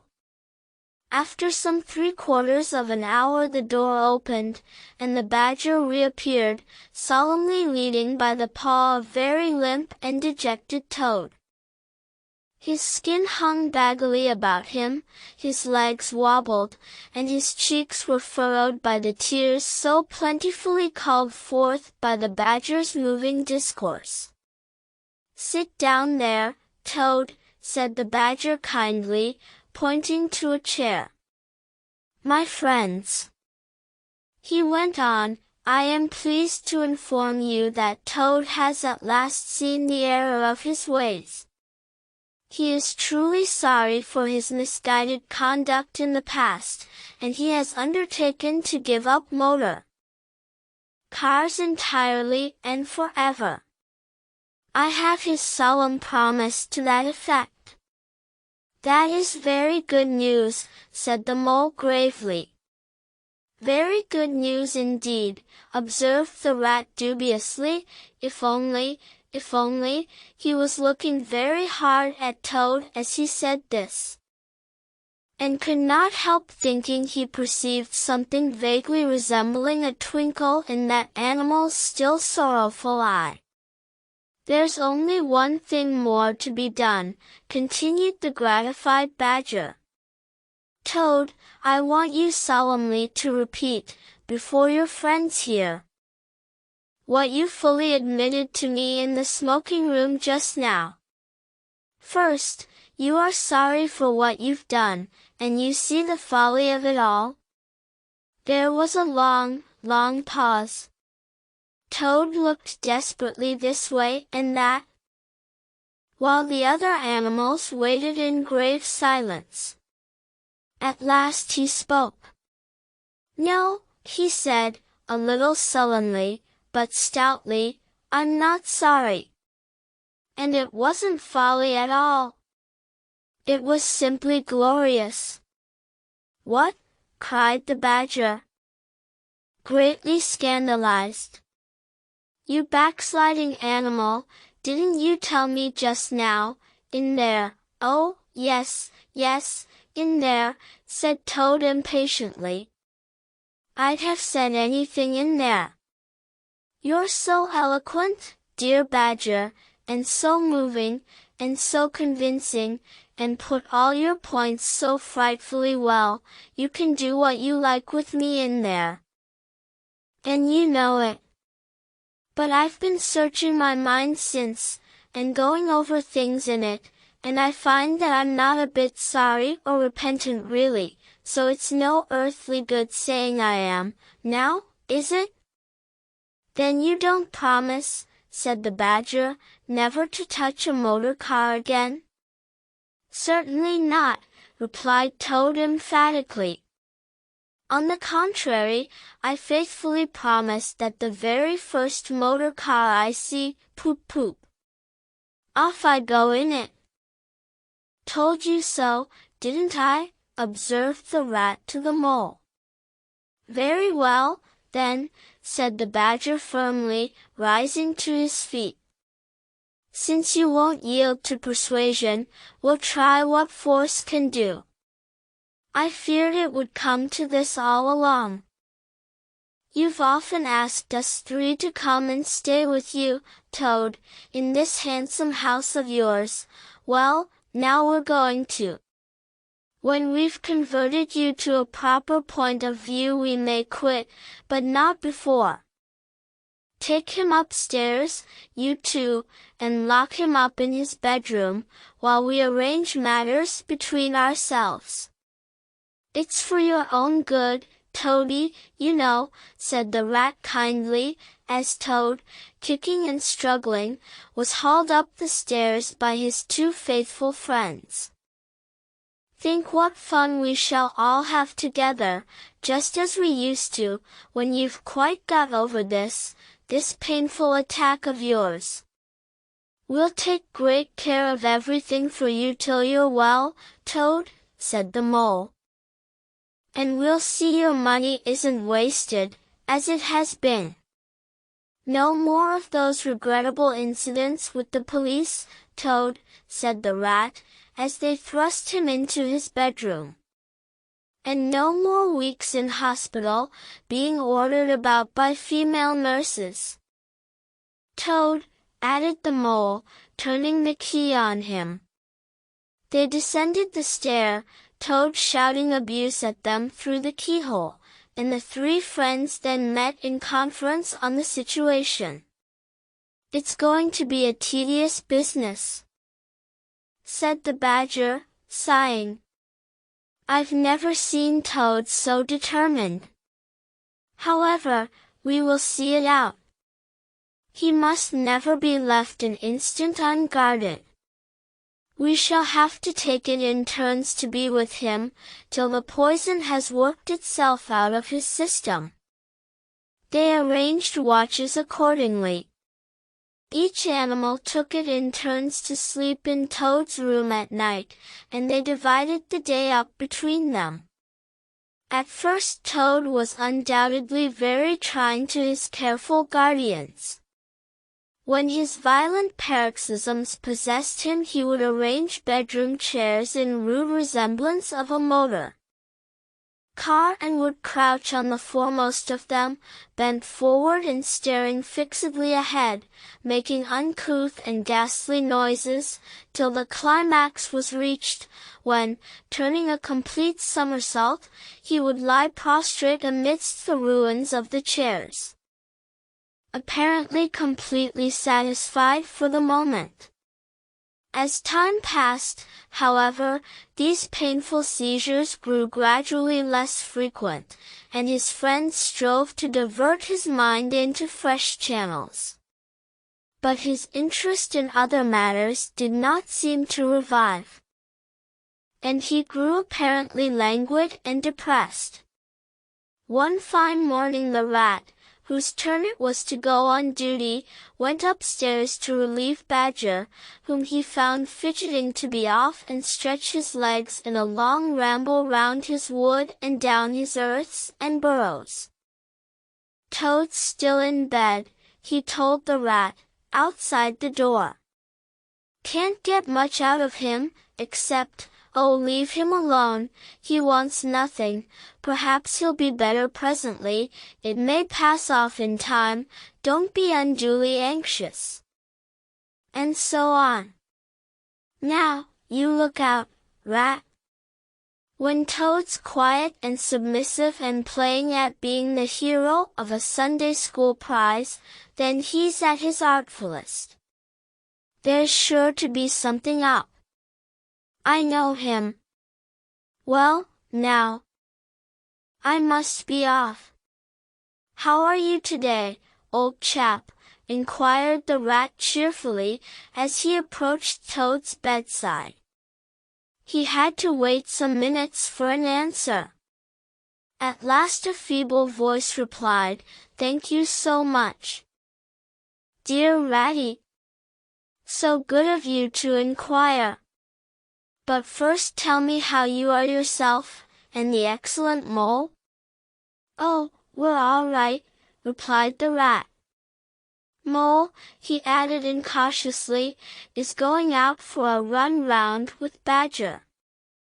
They'll be out till luncheon time, so you and I will spend a pleasant morning together, and I'll do my best to amuse you.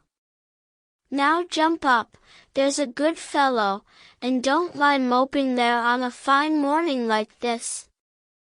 "Dear, kind rat," murmured Toad, "how little you realize my condition, and how very far I am from jumping up now, if ever. But do not trouble about me. I hate being a burden to my friends, and I do not expect to be one much longer. Indeed, I almost hope not." "Well, I hope not, too," said the rat heartily. "You've been a fine bother to us all this time, and I'm glad to hear it's going to stop. And in weather like this, and the boating season just beginning. It's too bad of you, Toad. It isn't the trouble we mind, but you're making us miss such an awful lot." "I'm afraid it is the trouble you mind, though," replied the Toad languidly. "I can quite understand it. It's natural enough. You're tired of bothering about me. I mustn't ask you to do anything further. I'm a nuisance, I know."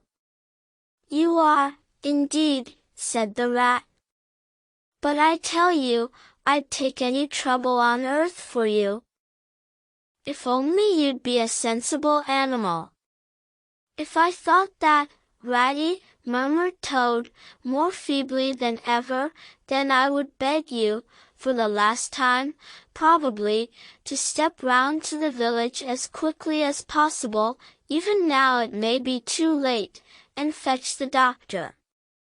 But don't you bother. It's only a trouble, and perhaps we may as well let things take their course." "Why, what do you want a doctor for?" inquired the rat, coming closer and examining him. He certainly lay very still and flat. And his voice was weaker and his manner much changed. "Surely you have noticed of late," murmured Toad. "But, no, why should you? Noticing things is only a trouble. Tomorrow, indeed, you may be saying to yourself, 'Oh, if only I had noticed sooner. If only I had done something.' But no, it's a trouble. Never mind, forget that I asked." "Look here, old man," said the rat, beginning to get rather alarmed, "of course I'll fetch a doctor to you, if you really think you want him. but you can hardly be bad enough for that yet. Let's talk about something else. I fear, dear friend, said Toad, with a sad smile, that talk can do little in a case like this, or doctors either, for that matter. Still, one must grasp at the slightest straw. And, by the way, while you are about it, I hate to give you additional trouble, but I happen to remember that you will pass the door. Would you mind at the same time asking the lawyer to step up? It would be a convenience to me, and there are moments, perhaps I should say there is a moment, when one must face disagreeable tasks, at whatever cost to exhausted nature. A lawyer. Oh, he must be really bad, the affrighted rat said to himself, as he hurried from the room, not forgetting, however, to lock the door carefully behind him. Outside, he stopped to consider. The other two were far away, and he had no one to consult. It's best to be on the safe side, he said, on reflection. I've known Toad fancy himself frightfully bad before, without the slightest reason, but I've never heard him ask for a lawyer. If there's nothing really the matter, the doctor will tell him he's an old ass, and cheer him up, and that will be something gained. I'd better humor him and go, it won't take very long. So he ran off to the village on his errand of mercy. The Toad, who had hopped lightly out of bed as soon as he heard the key turned in the lock, watched him eagerly from the window till he disappeared down the carriage drive. Then, laughing heartily, he dressed as quickly as possible in the smartest suit he could lay hands on at the moment, filled his pockets with cash which he took from a small drawer in the dressing table, and next, knotting the sheets from his bed together and tying one end of the improvised rope round the central mullion of the handsome Tudor window which formed such a feature of his bedroom, he scrambled out, slid lightly to the ground, and, taking the opposite direction to the rat, marched off light-heartedly, whistling a merry tune. It was a gloomy luncheon for Rat when the Badger and the Mole at length returned, and he had to face them at table with his pitiful and unconvincing story. The Badger's caustic, not to say brutal, remarks may be imagined, and therefore passed over, but it was painful to the Rat that even the Mole, though he took his friend's side as far as possible, could not help saying, "You've been a bit of a duffer this time, Ratty." Toad, too, of all animals. "He did it awfully well," said the crestfallen Rat. "He did you awfully well," rejoined the Badger hotly. "However, talking won't mend matters. He's got clear away for the time, that's certain, and the worst of it is, he'll be so conceited with what he'll think is his cleverness that he may commit any folly. One comfort is, we're free now, and needn't waste any more of our precious time doing sentry. Go. But we'd better continue to sleep at Toad Hall for a while longer. Toad may be brought back at any moment, on a stretcher, or between two policemen." So spoke the Badger, not knowing what the future held in store, or how much water, and of how turbid a character, was to run under bridges before Toad should sit at ease again in his ancestral hall. Meanwhile, Toad, gay and irresponsible, was walking briskly along the high road, some miles from home. At first he had taken bypaths, and crossed many fields, and changed his course several times, in case of pursuit, but now, feeling by this time safe from recapture, and the sun smiling brightly on him, and all nature joining in a chorus of approval to the song of self praise that his own heart was singing to him, he almost danced along the road in his satisfaction and conceit. Smart piece of work that, he remarked to himself chuckling. Brain against brute force, and brain came out on the top, as it's bound to do. Poor old Ratty! My! Won't he catch it when the badger gets back? A worthy fellow, Ratty, with many good qualities, but very little intelligence and absolutely no education. I must take him in hand some day, and see if I can make something of him. Filled full of conceited thoughts such as these he strode along, his head in the air, till he reached a little town, where the sign of the Red Lion, swinging across the road halfway down the main street, reminded him that he had not breakfasted that day, and that he was exceedingly hungry after his long walk. He marched into the inn, ordered the best luncheon that could be provided at so short a notice, and sat down to eat it in the coffee-room. He was about half-way through his meal when an only too familiar sound, approaching down the street, made him start and fall a-trembling all over. The poop-poop drew nearer and nearer.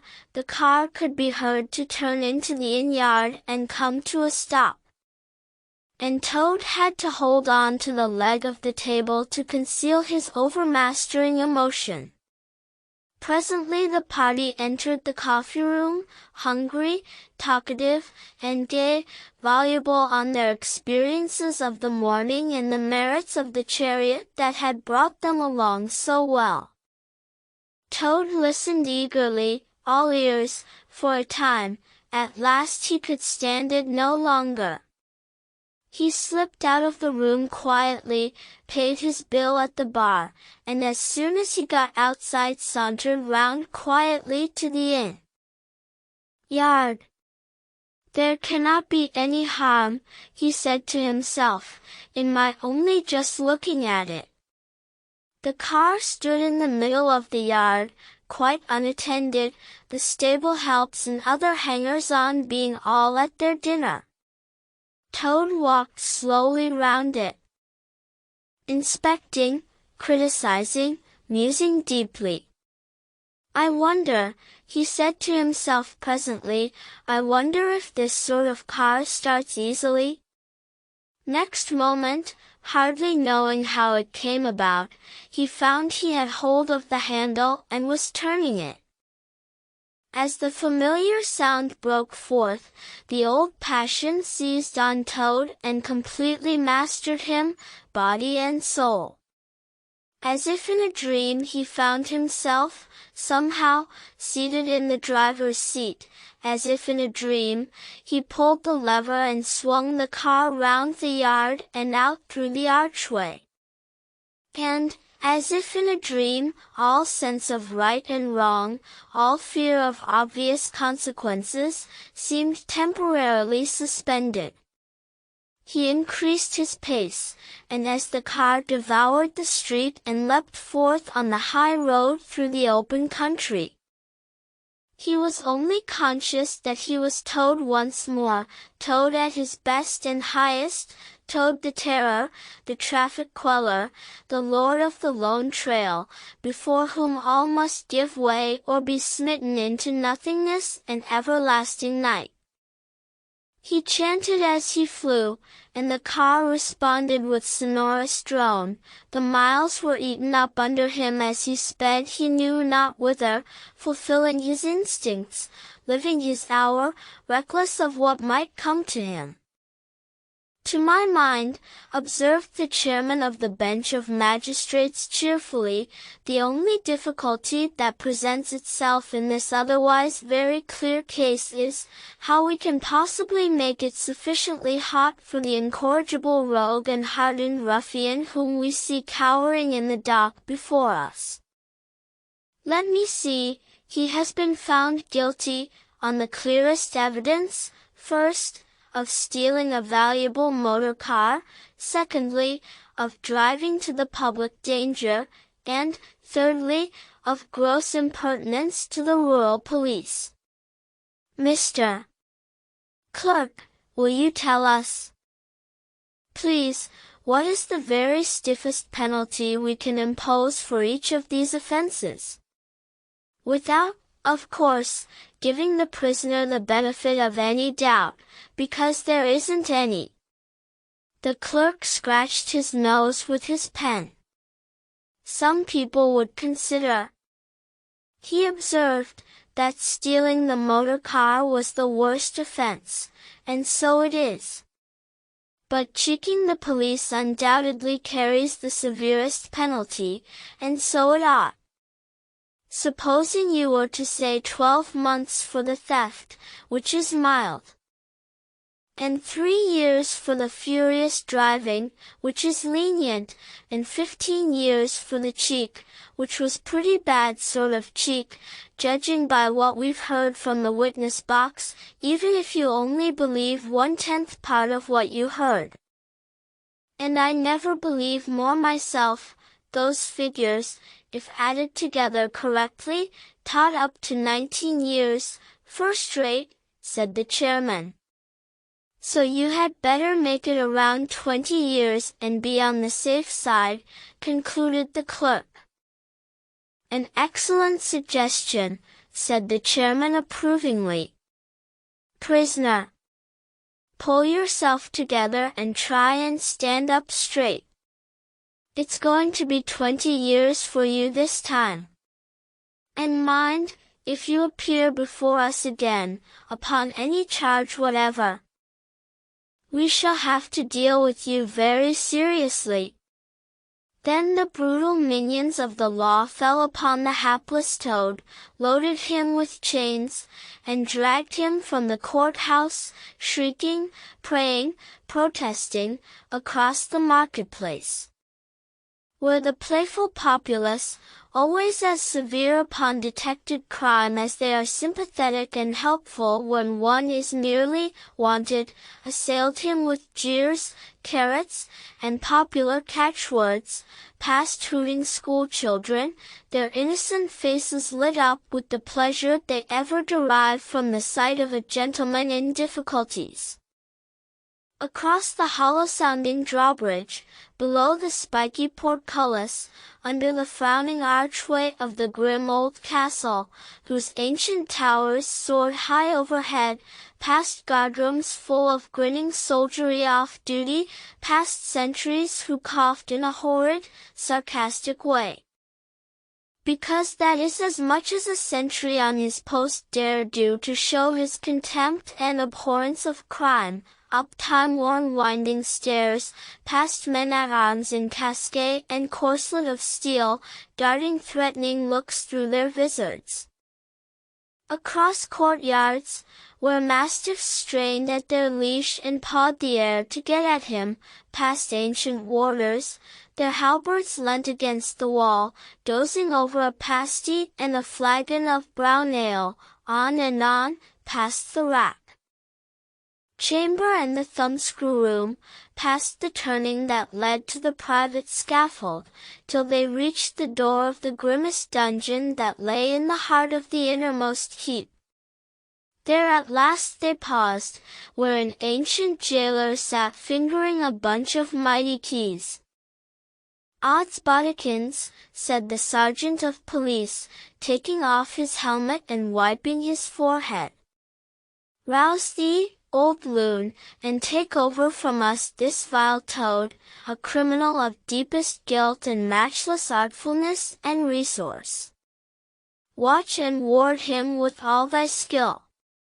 And mark thee well, greybeard, should aught untoward befall, thy old head shall answer for his, and a murrain on both of them. The jailer nodded grimly, laying his withered hand on the shoulder of the miserable toad. The rusty key creaked in the lock. The great door clanged behind them, and Toad was a helpless prisoner in the remotest dungeon of the best-guarded keep of the stoutest castle in all the length and breadth of merry England. 7. The Piper at the Gates of Dawn. The Willow. Wren was twittering his thin little song, hidden himself in the dark selvage of the river bank. Though it was past 10 o'clock at night, the sky still clung to and retained some lingering skirts of light from the departed day. And the sullen heats of the torrid afternoon broke up and rolled away at the dispersing touch of the cool fingers of the short midsummer night. Mole lay stretched on the bank, still panting from the stress of the fierce day that had been cloudless from dawn to late sunset, and waited for his friend to return. He had been on the river with some companions, leaving the water rat free to keep an engagement of long standing with Otter, and he had come back to find the house dark and deserted, and no sign of Rat, who was doubtless keeping it up late with his old comrade.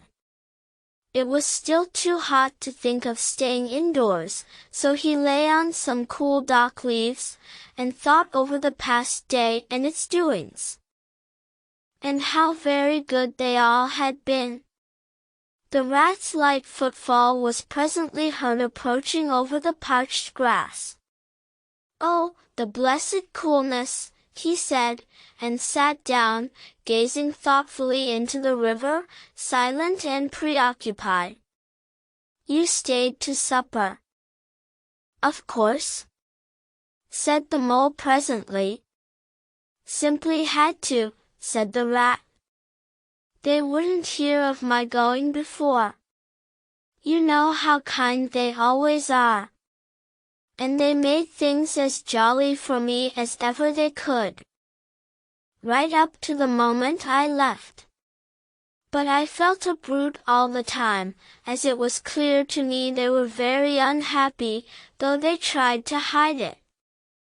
Mole, I'm afraid they're in trouble. Little Portly is missing again. And you know what a lot his father thinks of him, though he never says much about it." "What, that child?" said the mole lightly. "Well, suppose he is, why worry about it? He's always straying off and getting lost. And turning up again, he's so adventurous. But no harm ever happens to him. Everybody hereabouts knows him and likes him, just as they do old Otter, and you may be sure some animal or other will come across him and bring him back again all right. Why, we've found him ourselves, miles from home, and quite self-possessed and cheerful." "Yes, but this time it's more serious," said the rat gravely. "He's been missing for some days now, and the otters have hunted everywhere, high and low, without finding the slightest trace. And they've asked every animal, too, for miles around, and no one knows anything about him. Otter's evidently more anxious than he'll admit. I got out of him that young Portly hasn't learnt to swim very well yet, and I can see he's thinking of the weir. There's a lot of water coming down still, considering the time of the year, and the place always had a fascination for the child. And then there are, well, traps and things, you know."